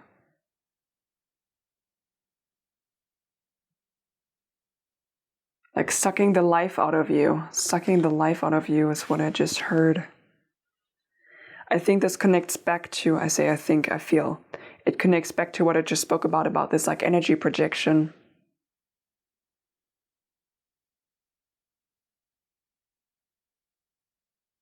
It's like the more that you are caught, your supply. I have a question for you. Did you watch my last reading about messages from your ancestors, and there was a mother wound coming up very strongly? If that's you, I see you, okay? I see you. I can see how these two connect.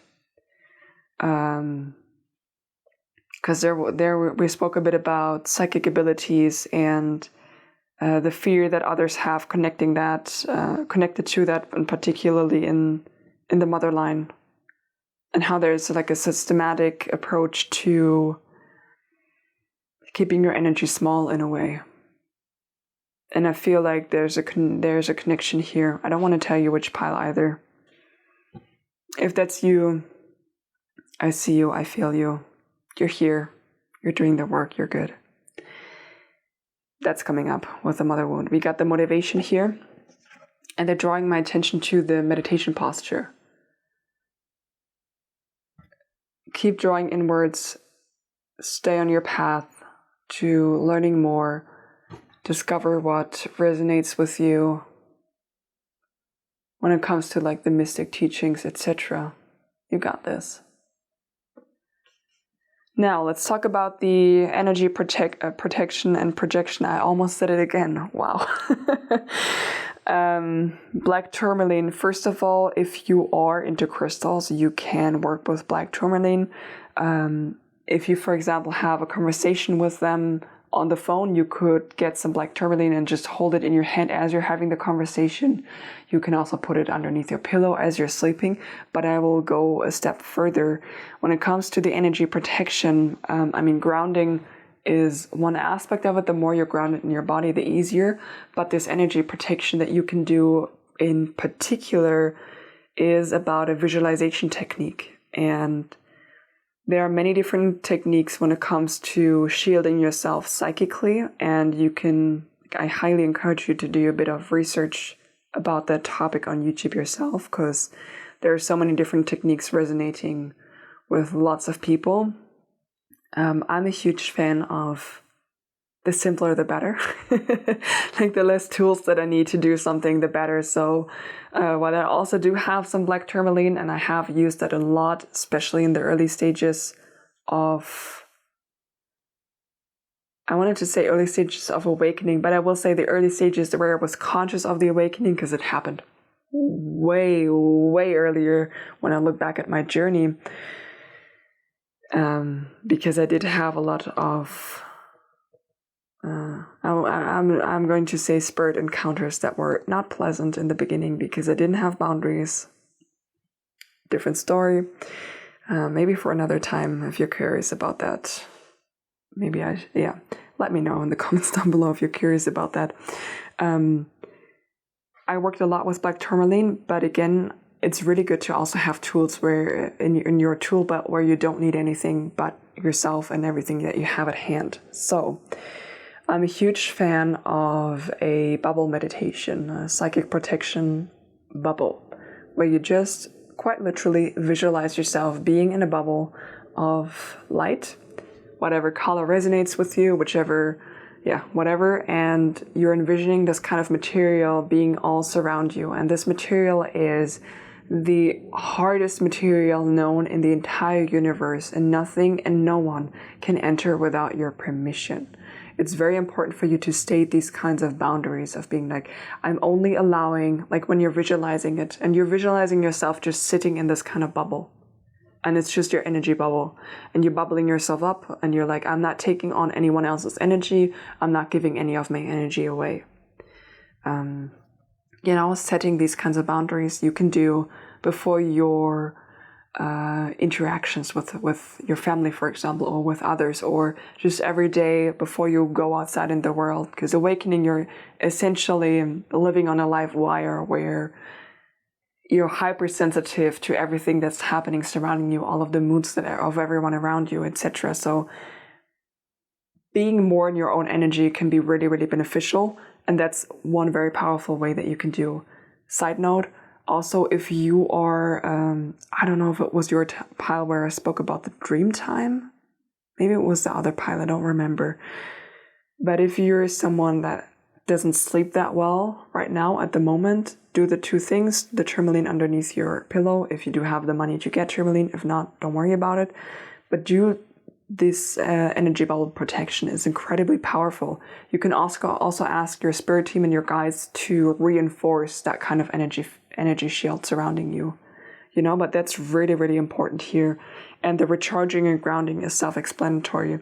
Touches back on the self-punishment that I talked about and taking care of yourself, especially careful and mindful and with extra attention when you are in the space of exploring your spirituality deeper. But also the more that you ground yourself, the easier it is, like the fear of being seen is something that's very mind heavy, very air energy heavy. The more that you ground yourself in your body, the easier it is to not get caught up in the mind. So there's also this developing the skill set of drawing your attention back down into the body with, it's coming back here with the meditation posture here in the motivation card. Creativity, change, protection. I already spoke about the protection. I'm only realizing now that we have it twice. Creativity can be a way for you to explore that. Creative writing, creative painting, what that fear feels like, to get it out of your system, journaling, or even just what you're learning as sort of like a new mystic truth, trying to work with that through creative pursuits. In whatever capacity lights you on fire, literally do what lights you on fire. That's it, do more of what lights you on fire. Fully dive into that. And the inner warrior, trust that you have power, is also self-explanatory, right? Love that card, love that energy. And now my beautiful pile number 2s, I have one last card to pull for you. I shuffled this off camera already, and this is a closing message from your spirit guides about this topic. So my beautiful, lovely spirit guides from my pile twos. What closing message do you have for my beautifuls?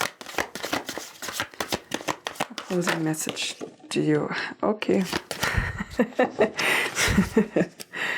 All right. So, all right. Vacation, take a break. Vacation, plan a vacation that is restful, relaxing, and affordable. I just heard the words get away from it all. Release worries about your work or responsibilities and allow yourself time to relax. Plan a solo trip and choose a vacation partner or group wisely. Spend time near moving water to recharge. I feel like that's key for you as well. So it could be like a river or even in a park, like a fountain or something like this. A vacation is on the horizon and take a break. Clearly communicate your needs to others today. Let go in order to allow time for your desires to manifest. Delegate tasks to others so that you can rest and loosen your grip on a situation now to gain more peace. This is key. And then look what's coming back. Look what's coming back. Maintain a consistent sleep schedule in order to feel more well-rested. We spoke about the punishment of the self-punishment of restricting sleep. Allow yourself to sleep. It's important. It really is. I'm only laughing because I sounded very stern there for a moment. All right. That's the reading that I have for you today, my beautiful pile number 2, is about your fear of being seen and overcoming that. After this message now, you may want to hop over to Elīna's channel or take a break because this has been a long reading. And find out what will actually happen if you allow yourself to be seen. It's a fantastic topic. Fantastic topic by a fantastic reader. Love her so much. Just when you listen to her, she sounds like sunshine in a bottle. Just like her voice when she says hi, she sounds like sunshine in a bottle. That's like, I thought about that the first time I heard her speak. But the other 2 resources, the EFT tapping session on releasing your fear of being seen, and the 30-minute Reiki treatment will come out next week, as well as your little pep talk on why it would be a good idea to allow yourself to be seen. All right, that's all I have for you. Have a beautiful rest of your day today. Take good care and get a good night's sleep. Bye. If you felt drawn to this wonderful Gnosis card and or the Ammonite, welcome to your reading. I am so curious about your pile, because I heard a few messages when I pulled your cards. Let's start with the first one actually that I heard when this card flew out and my eyes laid. Oh, and I let me restart that. Hello, good morning. I wanted to say, when this card flew out and I laid my eyes on it, I immediately heard evolved souls. All of you are evolved souls, every single one of you. Even if you don't believe you are, you are. And we're going to talk massively about this. I also heard the topic that we're going to, I already sort of know the grand structure of your fear of being seen and why it's there, and it is connected to some past lives of yours. Okay, I don't know how yet. We're gonna dive into this. You got a lot of cards, and I also needed to pull an extra deck for you because diving into past life things. Let's first have a look at why you are afraid of being seen. Now, this is a bit of the one reason that they want to speak about today. And when I say they, I mean your spirit guides and my spirit guides. We have the card of silver.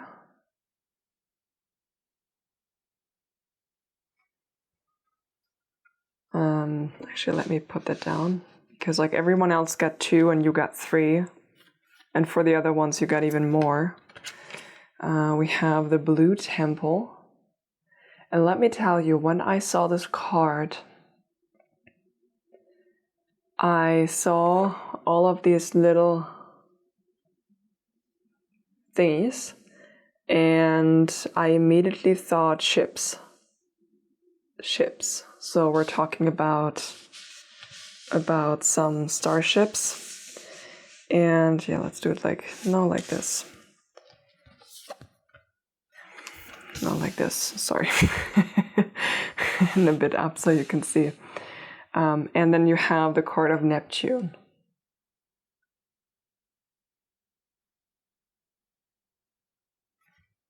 It was like this. I'm just trying, they came out in a very specific way, so I'm trying to duplicate basically because the placing was very interesting. It was like this.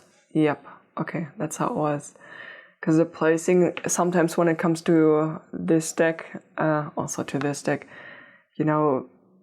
because they fit together so neatly, there is like a connected story there as well. The reason that I'm quiet is because I'm trying to find the right words to describe what I'm sensing. And I have a feeling that during your reading, this might be a bit of a challenge to find the right words to describe it, because we are speaking about this fear of being seen on a very, very high spiritual level, like very much talking about the energetics of your soul, the energetics of consciousness, and how everything is woven together. So I'll do my best. I mean, we all know that our language is, in general, very limiting, but particularly when it comes to topics such as these. So let's just try it out. Something that I'm seeing here with the silver card, and I want to show this card to you, is that this is a feeling of, or this card speaks about how silver is only ever at second place and gold is first. And it's interesting because in a later point of your reading, I did pull some more of these cards and the gold card will come out. So you have both, which is why I'm already sort of speaking about it. I'm only laughing because I feel like time will be a bit jumbled in your reading anyway. And this card speaks about how silver needs to be, like, it tarnishes over time, right? And you need to clean it up, you need to cleanse it regularly in order to maintain a certain amount of sheen. Whereas when it comes to gold, it's just like it's self-sustaining. You don't need to do that. So for that instance, like the silver has this energy of feeling second best, of being a lesser than, and of being not quite there yet, like not quite ready. That's kind of the energy that the silver card brings. And remember, I spoke about the blue temple and about the ships that are there, that are coming in. And to be honest with you, I am getting some past life memory about when you were non-human. So we're talking about non-human life. And there's no nice way of saying this, so I will just say it as I feel it, as I sense it, and as I hear it. Your home was invaded. You are carrying a wound about being invaded from the outside, and you were someone who is and was, remember, you are an evolved soul, but surrounding this origin of, or like one origin of like, maybe I shouldn't say origin. Actually, maybe I do need to say origin. So maybe that's the place where you are from, like originally, because with evolved souls, like you've been around the cosmos and around the universe for quite a long time. And you have reincarnated. It's kind of like they're showing me the image here with the bird. You see how sort of like there is almost this spiral energy of the bird, like flying round and round and round and round and coming around for another one. And it's like you have been reincarnated many different times in many different places, which is why I feel like if you were to get a pick a card reading or a reading done for your starseed origin, for example, and you watch 3 readings, you would get 3 different energies that the reader would pick up on, like 3 different readings, and for all of them you would be like, yes, that resonates.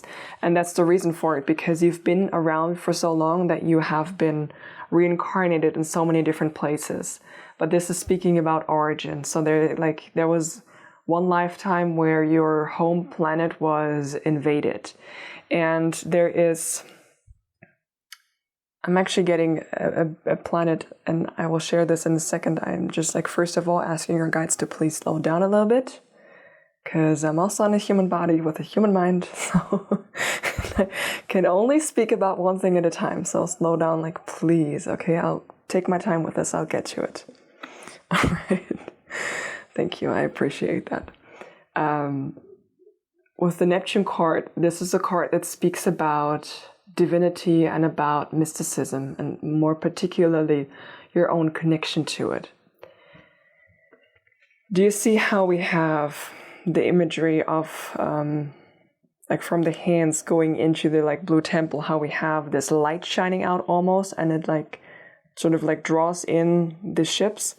That's the story that I'm getting. The place where you're from, the origin that they want to speak of, was a planet where the beings are. The reason that I said were is because this planet no longer exists, as has been destroyed by the ones invading, and your energy or your people, your beings, your tribe had to flee, and they came after them. It's each time that you found a new home, they would find you again, and you had to up and leave again. And you were a civilization that was extremely psychically gifted, extremely peace-loving as well, just utter peace and grounded in unconditional love. I'm just going to say it. So the story that I'm getting here is what happened with the Lyrans and the reptilians, and around the topic of the Draconian Wars. If you're not familiar with that, I highly recommend for you to do a bit of research yourself. I'm not going to go into all of the depths surrounding this. I will just say I personally resonate with that, because I've also been around for quite a while. That's where fear of being seen is coming from for you, because you have been visible in your spiritual gifts, you have been visible in your abundance. That's what drew them in initially, you are so psychically gifted, and such a spiritually evolved civilization, that creating abundance was very easy for you, because you were so in tune with everything and everyone else around you, in your environment, nature, the animals, the other beings that are around, that it was very easy for you to create a lot of abundance. And that's what drew them in. Okay, so I'm already sensing 2 wounds. We have the fear of being seen from a spiritual perspective, of being, wearing these gifts out and proud, so to speak. And the second wound that I'm getting is connected to this, is a wounding about abundance and about being abundant or getting too abundant. Getting too abundant for fear of getting attacked. All right, that's very specific. We're gonna go a bit, look at some other cards, but that's something that I'm getting already. I'm just gonna, and by the way, with the silver, when I said you're not ready, or this feeling of being not quite ready, it's basically because you were so gifted in such a peace-loving community, and that's all you knew. You've never known war before that. right? You only knew peace, you only knew abundance. That's all you knew. And that's why this like not being ready, like you were not ready for this. You were not ready for this at all.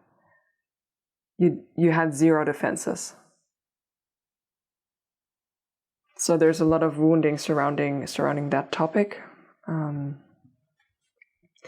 And if the draconian wars don't resonate with you, although I feel like for most of you there's a connection there, the same story holds true, just like a different part of the cosmos, right?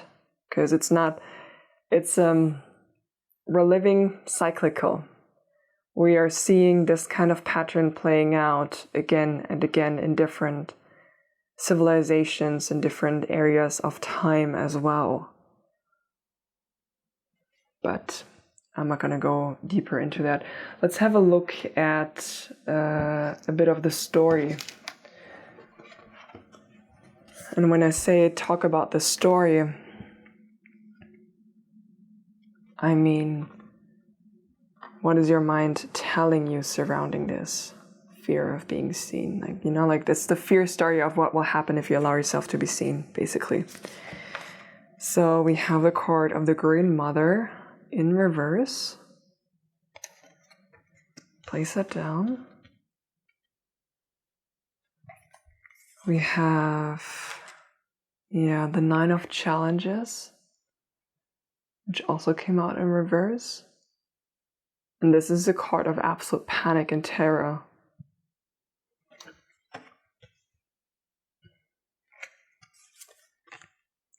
We have the Five of Visions.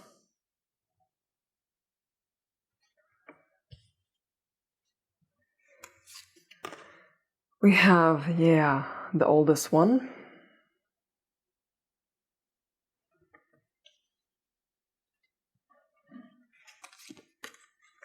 We have the White Heart.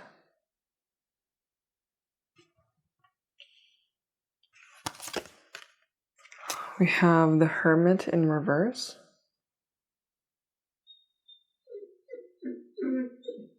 Did you just hear that? That's my dog who's outside of the door. Oh, baby boy. I'm not going to open the door because he's going to sleep now in a second, like in the other room. Baby boy. We have the Eight of Visions.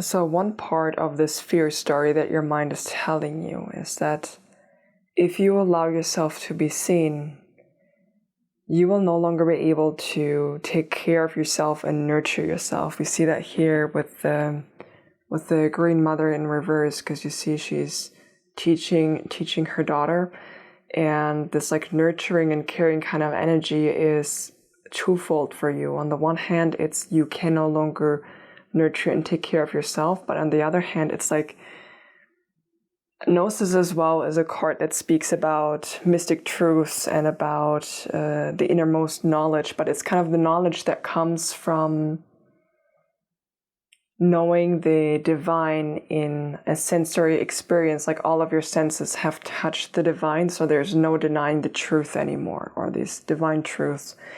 And it's like if you allow yourself to be seen, like out in the open, out in public, it's like you will no longer be able to also teach this kind of knowledge because you will no longer be safe. This is like the Nine of Challenges here in reverse, which speaks about this like complete and utter panic. You see it here. He is like in this nighttime forest with like all of these scary things surrounding him, and eyes everywhere and sounds everywhere. And it's this feeling of, I will be unsafe and I will need to be on the run again. And it's this fear that this kind of story repeats itself, where basically you are generously giving and unconditionally loving, and like sharing, giving, focusing on your spirituality, and you will again be unprepared for what's coming for you. And it's this feeling of like, oh my God, no, I dropped the ball. Like I was supposed to keep this safe. And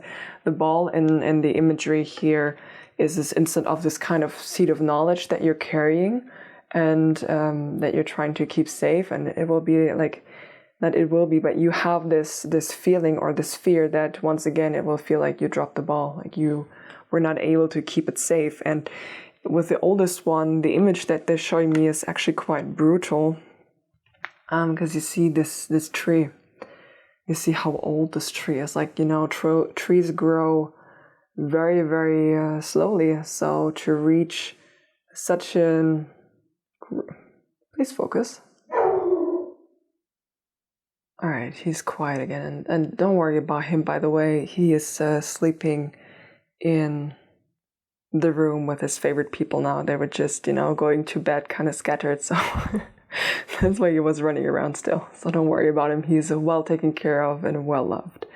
But I said that I get a bit of a brutal image with this oldest one, because it does take a long time for a tree to grow in such a magnificent way, right? To get so big. And the imagery that they're showing me is just someone like felling the tree, like cutting down this tree with a chainsaw, with like a lot of noise. And I see the like wood splinters just going everywhere, the little bits and pieces of wood, and like felling. And there's this fear of needing to start all over again, because that's like the white heart, the full card. There's this feeling of like, oh my God, no, I'm not going to make it. Like so we're talking about like a big, big, big fear of being seen, which is connected to an existential fear of dying, like existential fear of existence. Right, Linda, right on. But an existential fear of being, like your life being ended. And not in a metaphorical way, but in a very literal way of quitting life and needing to find a new body, and needing to get birthed again, and going through like the veil of forgetfulness again, which comes through here with the Eight of Visions, and with like the Hermit in reverse. Because the Hermit in general, like in this card, speaks also about, you see him here, he has like he's in his favorite spot. This is his home. He made his home super cozy. He has all of his favorite things surrounding him, and you see that he is writing or studying. I feel like in this instance, it's studying for you. And like in reverse, it's this feeling of like, oh no, like I'm gonna get cut down, and we're just gonna say cut down in order for I can't say the M word. MURDERED. Yeah, that's so we're just gonna say like get cut down instead. We're gonna get cut down, and I'm gonna have to start all over again. It's like, oh my God, I'm gonna go through the veil of forgetfulness again, and there's gonna be all of this confusion, and I'm gonna need to start all over again, and I'm gonna need to rediscover who I am again, and I'm gonna need to, there's like this fear, this massive fear of this kind of confusion. There's also, on a broader scale, remember how I said that you cannot pass this knowledge on that you're having. If you're out in the open, like for the world to see, or for more people to see, because I do feel that you are passing this knowledge on. Either you are already, or you will pass this knowledge that you have on to some kind of students in some way.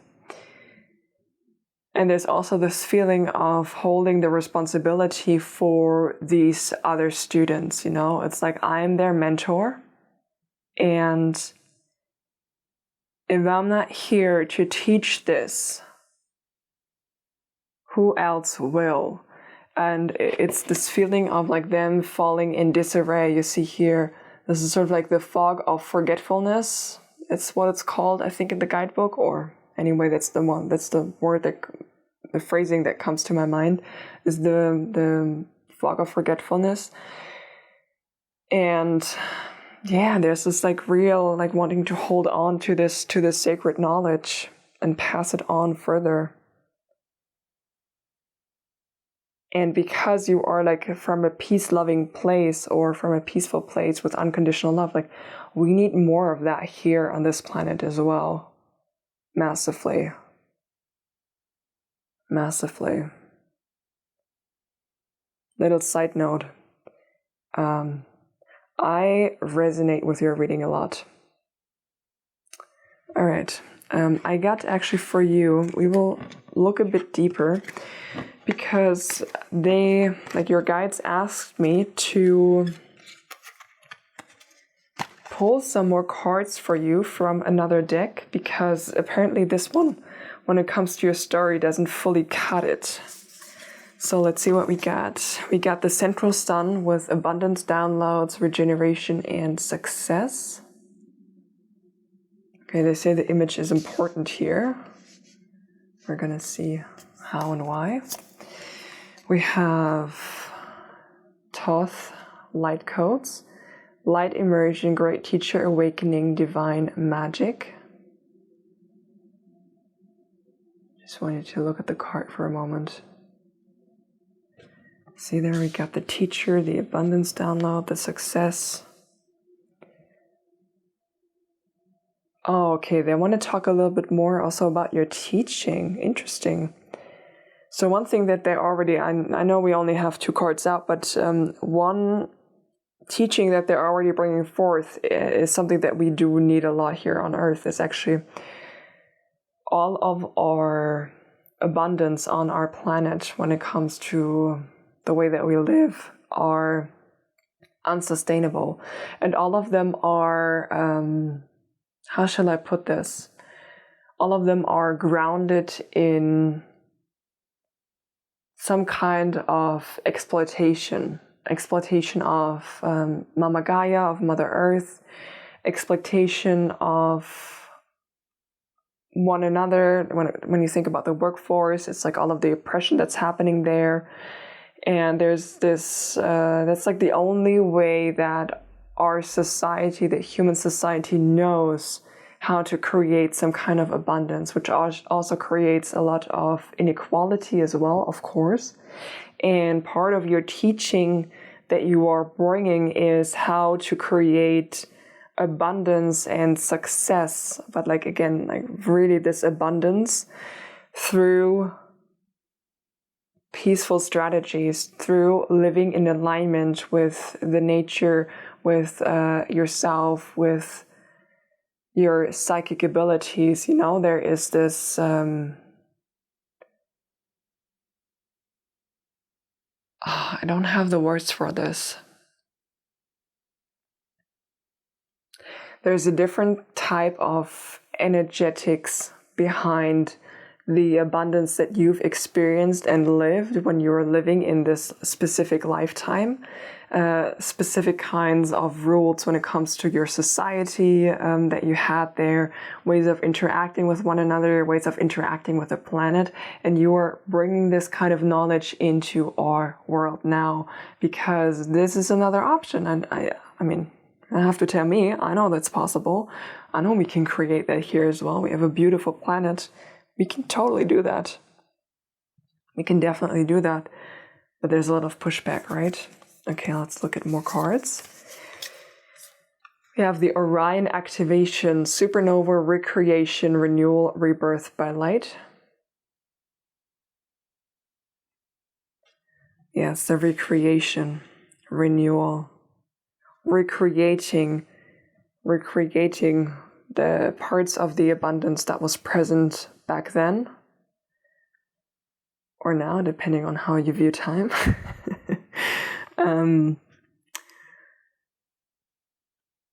Yeah, recreating that in the now.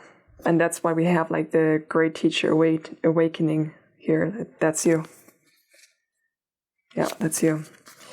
And we have solar light upgrade, solar plexus chakra, inner fire, willpower. Oh, okay. this card is connected to basically what you're teaching is when it comes to the solar plexus chakra and our inner fire. The solar plexus chakra is when we're talking about manifestation or taking an action, bringing something to fruition. This one here is key because the solar plexus connects the intelligence of the higher chakras. We're having the crown, we have the third eye, the throat, and the heart, which sort of bring this divine inspiration of how something can be done, you know, this divine spark, this divine idea through the vision in a third eye, through a throat of how we could express that, through a heart of if this is in alignment with the highest good for all, down to the solar plexus chakra, where it will then be converted into an actionable item. And then you have sort of the lower chakras connected to that to bring that into, like, down to the earth, into the physical reality. The way that actions are taken at the moment is like the higher chakras are out of alignment. Not for you, societally speaking, okay? Like speaking in a broader cultural manner. The higher chakras are out of alignment, where the divine inspiration doesn't get through. So there's like no vision that can reach the third eye. The communication is wonky as well, because the inspired idea doesn't come from a divine source. It comes from a fragment of the mind, like a figment of the mind. And when it comes to the heart is not connected to the higher chakra. So it is the values that are used for the higher chakra, for the heart chakra, to determine whether or not an action is for the highest good, is not measured for the highest good of all, but for service to self. And then it gets brought down to the solar plexus, where the willpower is used also in a very specific way. Because willpower is a fantastic thing, depending on how you're using it. Willpower can be an incredible tool or energy to use to sustain a vision and bring something beautiful forth. And bring something beautiful forth also in a way, it's like the movement as well to this kind of action, or not the movement to the action, but like the follow through of the action can be done in such a way that the solar plexus chakra, the willpower, is used in the light energy. Using the willpower in the light energy would be by honoring your needs. That means, not forcing it, allowing it, like putting in action, of course, being dedicated, following through, but not to the detriment of your own health. Abundance is not just monetary gains. Abundance is abundant health, abundant relationships, like abundant hobbies, all of these things, like just abundance all around. And it's a different way of moving towards creating something as well. One aspect of when you are using this willpower in its light energy is that everyone else involved in the creation of this action, or the follow through of this action, is that everyone feels abundant along the way as well, because everyone gets enough rest, everyone gets nourished in all the ways. Their minds get nourished, their souls get nourished, they have time for play, etc. You know what I mean. You can also use it in the shadow energy, and that's what we're seeing out in the world, where the shadow energy is in basically oppression. You can also see that in toxic work cultures, where you have bosses screaming at their employees, always making them feel like they don't do enough, massively overworking everybody while also underpaying. And this like shadow side of this solar plexus energy, the shadow side of this willpower, of this inner fire, is playing out on a massive scale in our world. It's not just like any particular culture. You have it in every single country, everywhere. It's in every corner. And part of your teaching here is to like sort of purify this solar plexus and to show, you're like a way shower, to show the way to creating a lot of abundance through the light energy of the solar plexus, through the light energy of the willpower. And you will also, I know we're already dabbling into what will happen when and etc., but it's important for your fear of being seen because it ties back to the past lives. For this to happen as well, this like fear of being seen is something that needs to be resolved. Because otherwise you cannot access the full amount of knowledge that you have surrounding creating this kind of abundance that you've experienced, because it's like when you're trying to numb out some emotions, you can't pick and choose which ones you numb down and which ones you don't. It's like you either numb all of them or you numb none of them. And by numbing out this pain that is still very, very present in your energy, so much so that I immediately picked up on it, means that you're also limiting the other emotional knowledge and wisdom that's connected to that lifetime, And this is no shade, by the way. I get it. Yeah, we have karmic board clearing, energetic clearing, rewrite your story, live your truth.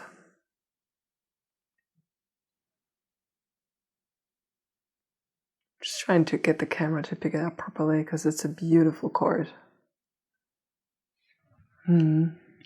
Yeah, that's exactly it, clearing the energy. I already spoke about this. And then we have ancestral realm, karmic release, healing the lineage, boundaries.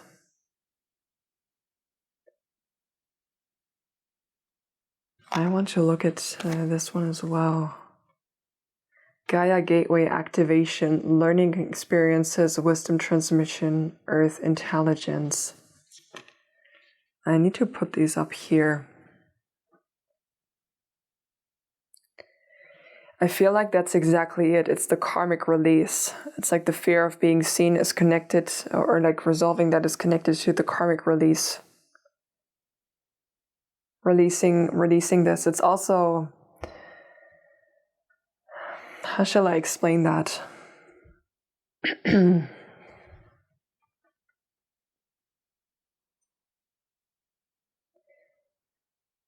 So this might be just for a few of you, actually. I feel like it's for a few, like the majority of you we're living on this planet that was invaded, but honestly, there are a few energies coming through right now of being the invaders.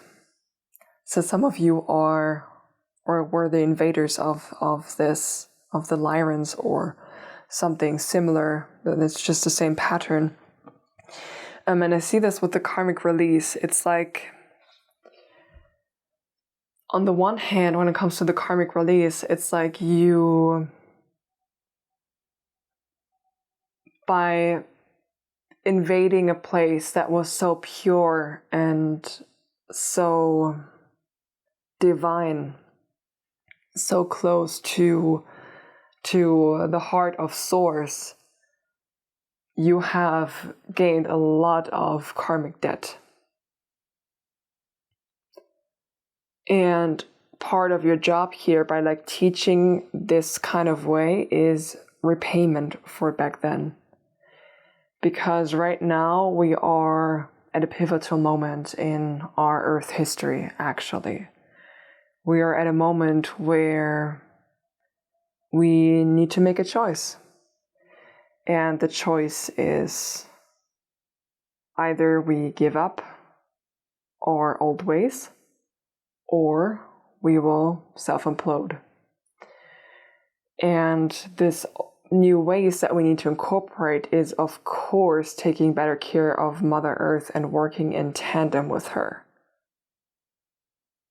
So basically returning to a place, or achieving a place, moving into a place of operating on a societal level like the Lyrans did with their planet. It's that kind of abundance thinking, so that's where we have like the karmic release here. And with healing the lineage, that's the message for the rest of you, the ones that were invaded, it's like you are healing the lineage. Like by doing this kind of healing work now, you're healing the lineage. You're healing the soul lineage, because we, like as humans, yes, we have blood ancestry, but our ancestry goes far beyond any particular nation, culture, or even civilization.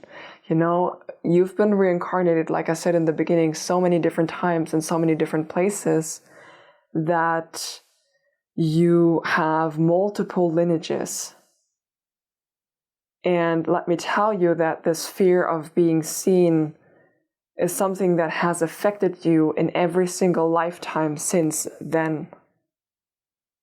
It's just that you were at that time, like you were growing, you were learning, and you were not ready to release this kind of trauma yet. But you're ready in this lifetime for it. It's a big reason for why you came here for. We need that teaching, and in order for us to give this teaching, pass this kind of teaching along, we need to heal it. We need to release it. Because we need to access the full knowledge, the full wisdom to share. And that's why we have here Gaia Gateway Activation, learning experiences. Each lifetime that you've lived since then, you've learned different aspects. It's like your soul got cut so deep from that experience that you have spent many, many, many lifetimes trying to understand every single side of how something like this could happen, how someone could do that. And you have been on all sides of similar situations, because this kind of invasion on someone who is peaceful is something that we see happen every single day. And it's not just on a big scale when we have war between nations, it's also on a small level of someone being peaceful and being bullied into oppression by someone else. You see it everywhere.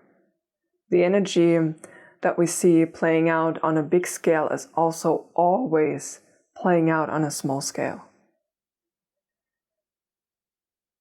And that's what we're here for. To share these learning experiences that you've had, to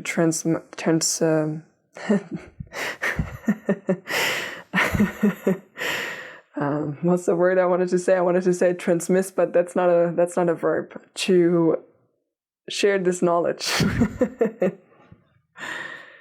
So that's what this fear of being seen is keeping you from. That's what it's connected to, and also keeping you from at the same time.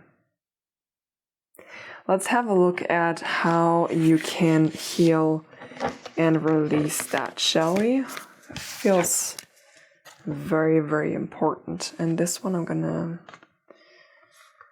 place it like this.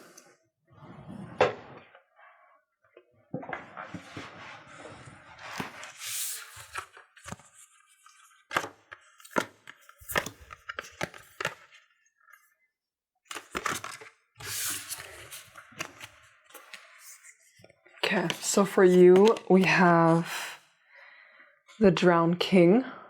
Look at all of the blues here, by the way. I feel like we're looking at a story now as well. We got gold. Remember, I said the gold card comes out again for you. We have the card of vinegar.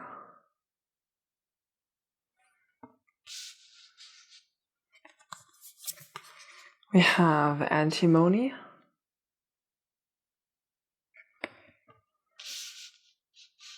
And we have the card of autumn. And this was bottom deck energy for you, which is why I'm putting it up here. So I mean, the autumn card speaks about a release as well as, just a release as well as harvest time. It's like releasing and harvesting at the same time. And it's interesting because the Drowned King, let's have a look at this card, speaks about an ego death of the ego. Because it's about, like the Drowned King is there's an element of mutiny at play here, of cutting the king down. I'm gonna take a second here.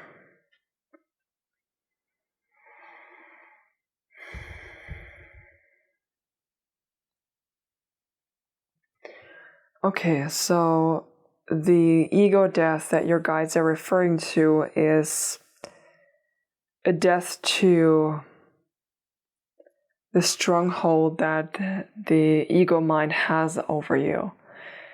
What I mean by that is, as you are processing the emotions surrounding this lifetime that you have there and resolve that and release that,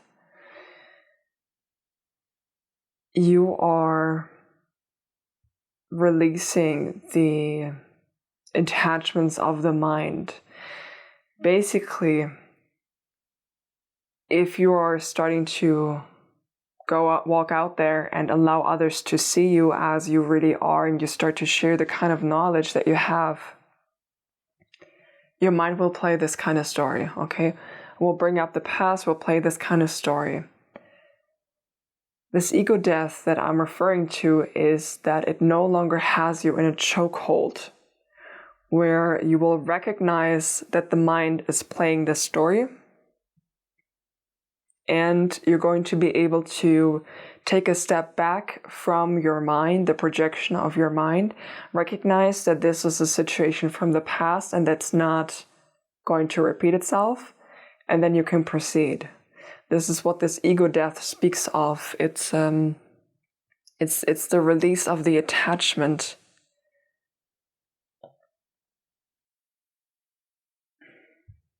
It's also, to some degree, the release of the attachment of the outcome of you standing up and sharing. It's like what you have to share is so incredibly important and valuable that your own personal... I have a hard time saying this. I know what they want me to say, but it doesn't sound right to me.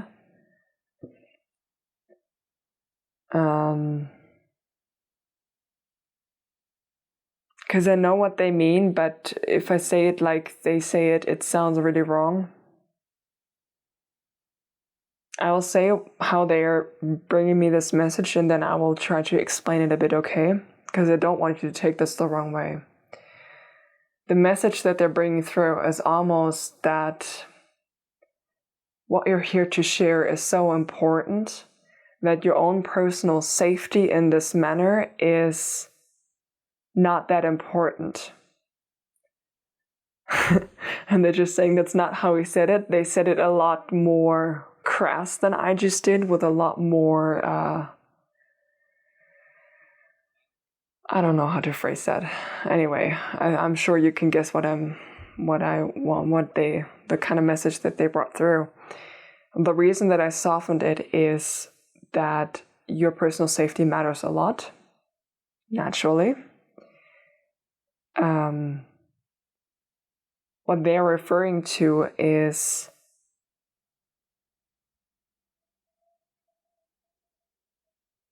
if you are not here to deliver this message, they're going to send someone else.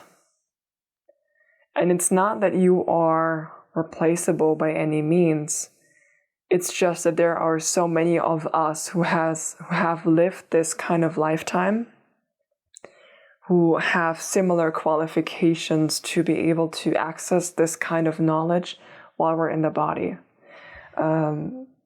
Timeline-wise, this might cut it a bit short, because you are right in the perfect timing of where this kind of knowledge needs to erupt, needs to bubble to the surface, needs to be shared out in the open.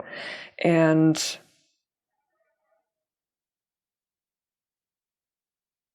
it's more so,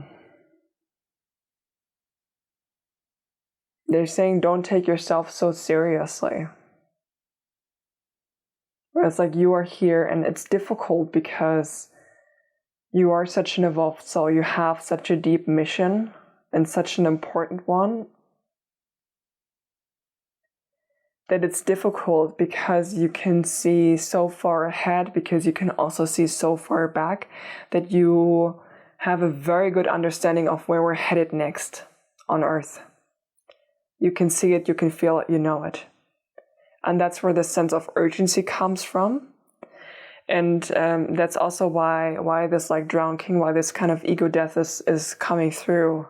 And this topic of safety as well. It's like, if you're able to reach 5 people, these 5 people will then, you know, like it's like this kind of snowball mentality, or the snowball visual that they're giving me, you know, like the more it rolls over the snow, like the bigger it gets, and, you know, it'll create more and more.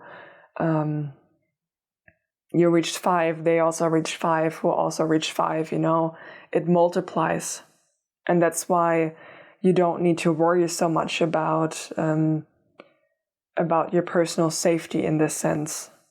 Like, of course, stay safe, but see, this is why I said at the beginning, like, we have huge limitations when it comes to language and speaking about this, because it's like it's safe for you to share this kind of knowledge, because that kind of situation that happened will not repeat itself here.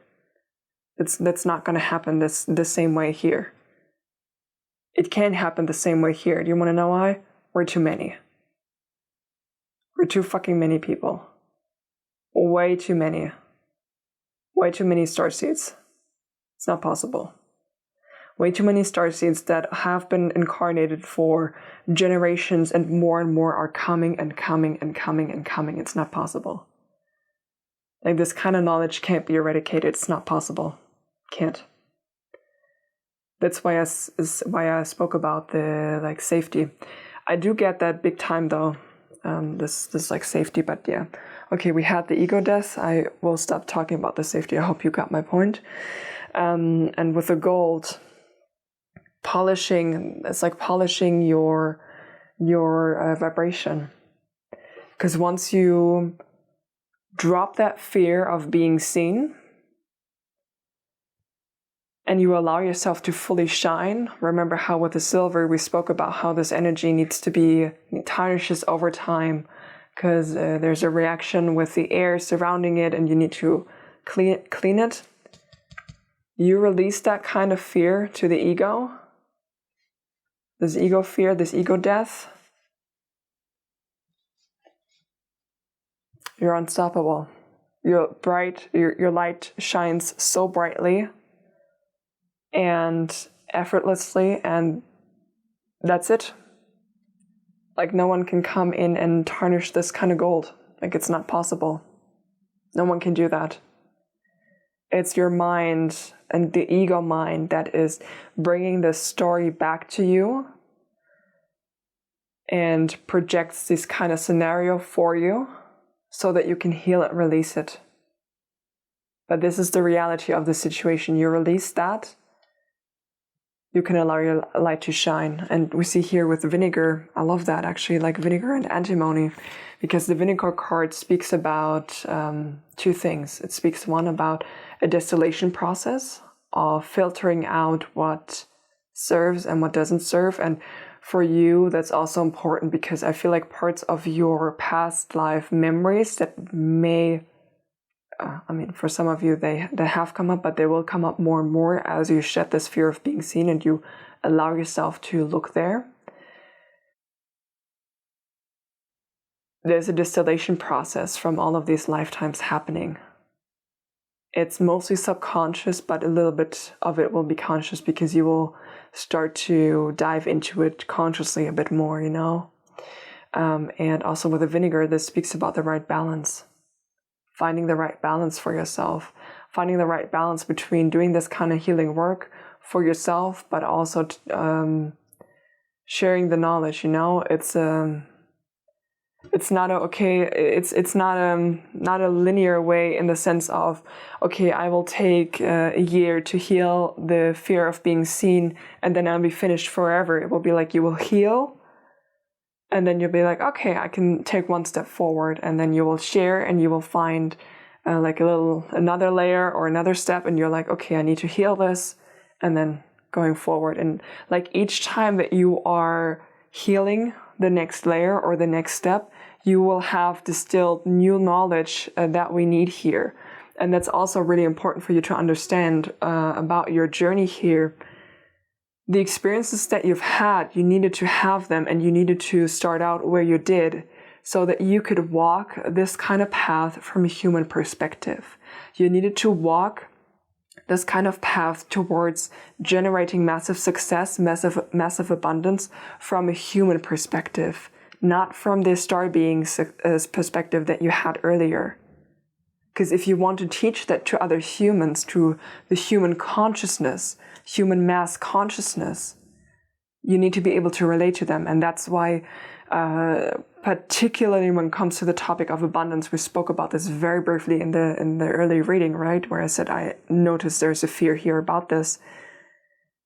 You've lost a lot when it comes to abundance. Gathered, lost, gathered, lost, gathered, lost. That was a cycle that you were on. And you learned a lot from this kind of cycle. The more you allow yourself to be seen, the more abundance will be generated by you and for you, because you're in alignment then with your higher soul mission. It's going to flood into your life like no tomorrow, like for real. And you need to start at that point so that you could walk this path and also prove that the principles from this other lifetime of yours still apply on Earth. Right? That's really important, because here people believe what they see, what they can taste, what they can touch. And the unseen, not so much. I mean, more in the Eastern world, like East Asia, etc. But still overall, not that much. Not to the degree that it's actually real. And with the antimony card, I love this because this card speaks about reconnecting to your wildness. And reconnecting to your wildness in that context means reconnecting to how wild of a soul journey you had. How wild it is that all of these mystic truths are real, and that they're happening, and that we are these starseeds, and that our universe is so much more vast, expansive, and infinite than we ever imagined, and how involved each and every single facet of consciousness is when it comes to this. Right? How wild is it when you're really thinking about it, that you could live this lifetime as a Lyran like millions of years ago, and your consciousness just got recycled into new different bodies in different places, and you got to experience all of it, and now you landed here on Earth, which is such a beautiful planet. It's gorgeous here. Like, it's so beautiful. Nature is so beautiful, and just reconnecting to this sense of wonder when it comes to this, because you're aware of it, but there's this fear attached to it, also from your end. All right, I do have a few more cards, actually. I know this is a really long reading, particularly, all of the piles were long, I'm not gonna lie here. Only laughing because I asked them to make them a bit shorter today, and they're like, nope, that's all right. Here are your cards. I do have a few more about the healing we got turned inwards. We have passion, sensuality, grounding. Yeah, grounding massively. Ground yourself here. Like, allow yourself to fully be here. Ground yourself here. We need you here. I know it's hard for you to be here with the kind of energy that you're having, to be on such a planet surrounded by this kind of society, the people, etc., and the overall societal structures. I understand that, because it's so foreign to where you're coming from. But try your best to ground yourself here, because that's how you can get the most, how shall I put this? the most joy out of this lifetime. Because there's joy to be found here as well. You have experience, let yourself grow, embrace your knowledge, apply it, and improve it. Come on, focus please. No, I'm just going to keep it here. This goes back to what I said. This kind of experience that you had, like you need to bring that down to earth, and it's because like it's connected to your starting point here when it comes to abundance and building this more from the ground up to teach others. Yeah, we have amethyst, spirituality, intuition, stress relief. The stress relief is really key when it comes to your intuitive abilities as well. The more relaxed you are, the easier it is for you to connect and to hear. Because you do have outstanding psychic abilities, like outstanding. We have waxing crescent with initiative, make a wish and make it a plan. How can you share this kind of knowledge? That's a question that your guides wanted me to ask you. Ask yourself, how can you share this kind of knowledge? How can you do that? How can you start sharing that? We have healing. Welcome healing into your mind, body, and life. And that's the key. I mean, not just the heart center that you see depicted here, but also to heal this past experience, because it's really one very specific past experience that we looked at today. And we have space, hold space for difficult emotions. Yeah, there are a lot of unprocessed emotions surrounding this traumatic experience that you're having. And you're being called to hold space for it. Allow yourself to feel the feelings and process them properly. I do have one last card for you. We're gonna get this on camera today. What? I can't speak anymore. I did all 3 piles, one after the other, so I think it's my sign to also be finished with the readings, but I said I shuffled this off camera. Here we go. And I'm asking your guides to give you a closing message. So my lovely guides of my beautiful pile number 3s, which closing message do you have for them today? Okay, all right. And you got more again than the others. All right, let's look at them. So the first one is take a break. Clearly communicate your needs to others today. Let go in order to allow time for your desire to manifest. Delegate tasks to others so that you can rest. Loosen your grip on a situation now to gain more peace. And important, maintain a consistent sleep schedule in order to feel more well rested. That's number 1. Then we have, this one came out second. Daily gratitude. Shift your awareness towards the present moment. Acknowledge daily miracles in your life. Show gratitude towards what you already have. Wish for fulfillment and joy. Release the past in order to become free. Commit to a gratitude journaling practice. Yeah, release the past in order to become free. We have get outdoors. Fresh air and natural surroundings will increase the flow of ideas to you today. Then we have plant and maintain a garden. Ground yourself energetically. We also got another card of grounding, no? Yeah, the garnet card here. Spend time near the ocean or open water to recharge. Become involved in environmental preservation and cleanup, and add more air purifying plants to your home. We have, yes, breakthrough. Focus on the outcome of your desires today. Have a bit more patience with the process and don't give up. Notice synchronicities as signs that a breakthrough is near. Keep an open mind as your hard work will pay off in ways that are unimaginable right now. And allow spirit to figure out the how to your breakthrough. And then we have take action. Do the work to achieve your goal or to manifest your dream into reality. Be persistent. Take initiative on a project or a goal today. which was the same one that we got, right? Make a wish and make it a plan.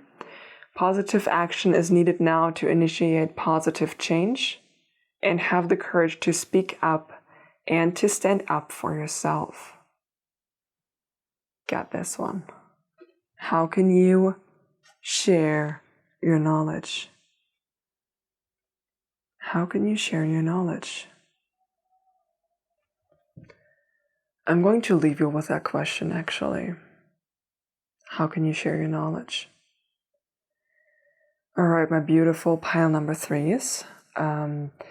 Please make sure to check out the reading of What Will Actually Happen When You Allow Yourself to Be Seen by the lovely Elīna from Back to the Tarot.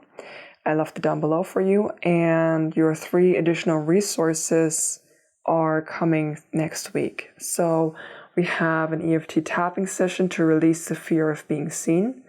We have... Oh, they want me to bring in a little side note. Okay. About releasing and healing these kinds of experience and the emotional charge of that. I'm biased, but it's what I use to clean up a lot of my past life trauma, because I also got quite a bit of that, and it came up for me because I have developed to be a healer when it comes to past life as well. So all of my healing modalities are extended towards past life as well. I'm sharing this with you only because it can be difficult to find something more tangible on this topic online.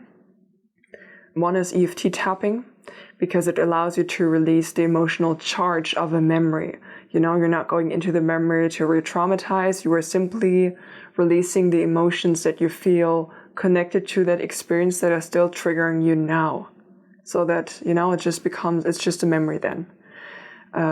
Because the emotional attachment is what brings it from the past into the present. It's the emotional attachment that makes present situations feel like it did back then. That's it. When you remove that from the equation, it's just a memory and you can move forward freely. One thing. Second thing is Reiki healing. Reiki healing can also be extended to past healing, past life, doesn't matter, just past in general, past and future as well. So you might want to look into these two. That said, there are 2 resources coming your way this week. One is about an EFT tapping session about the fear of being seen. And the second one will be a Reiki session, 30 minutes-ish, about releasing and healing the fear of being seen. This is not going to be geared necessarily towards past lives. Just letting you know, you can enjoy these. And the third one, actually, I would ask you specifically to please watch that. Because I recorded a pep talk on why it's important for you to stand up, speak up, and allow yourself to be seen. And I feel like particularly for your pile, you need to hear it. You need to hear it. All right, that's it. Have a beautiful rest of your day today. Bye.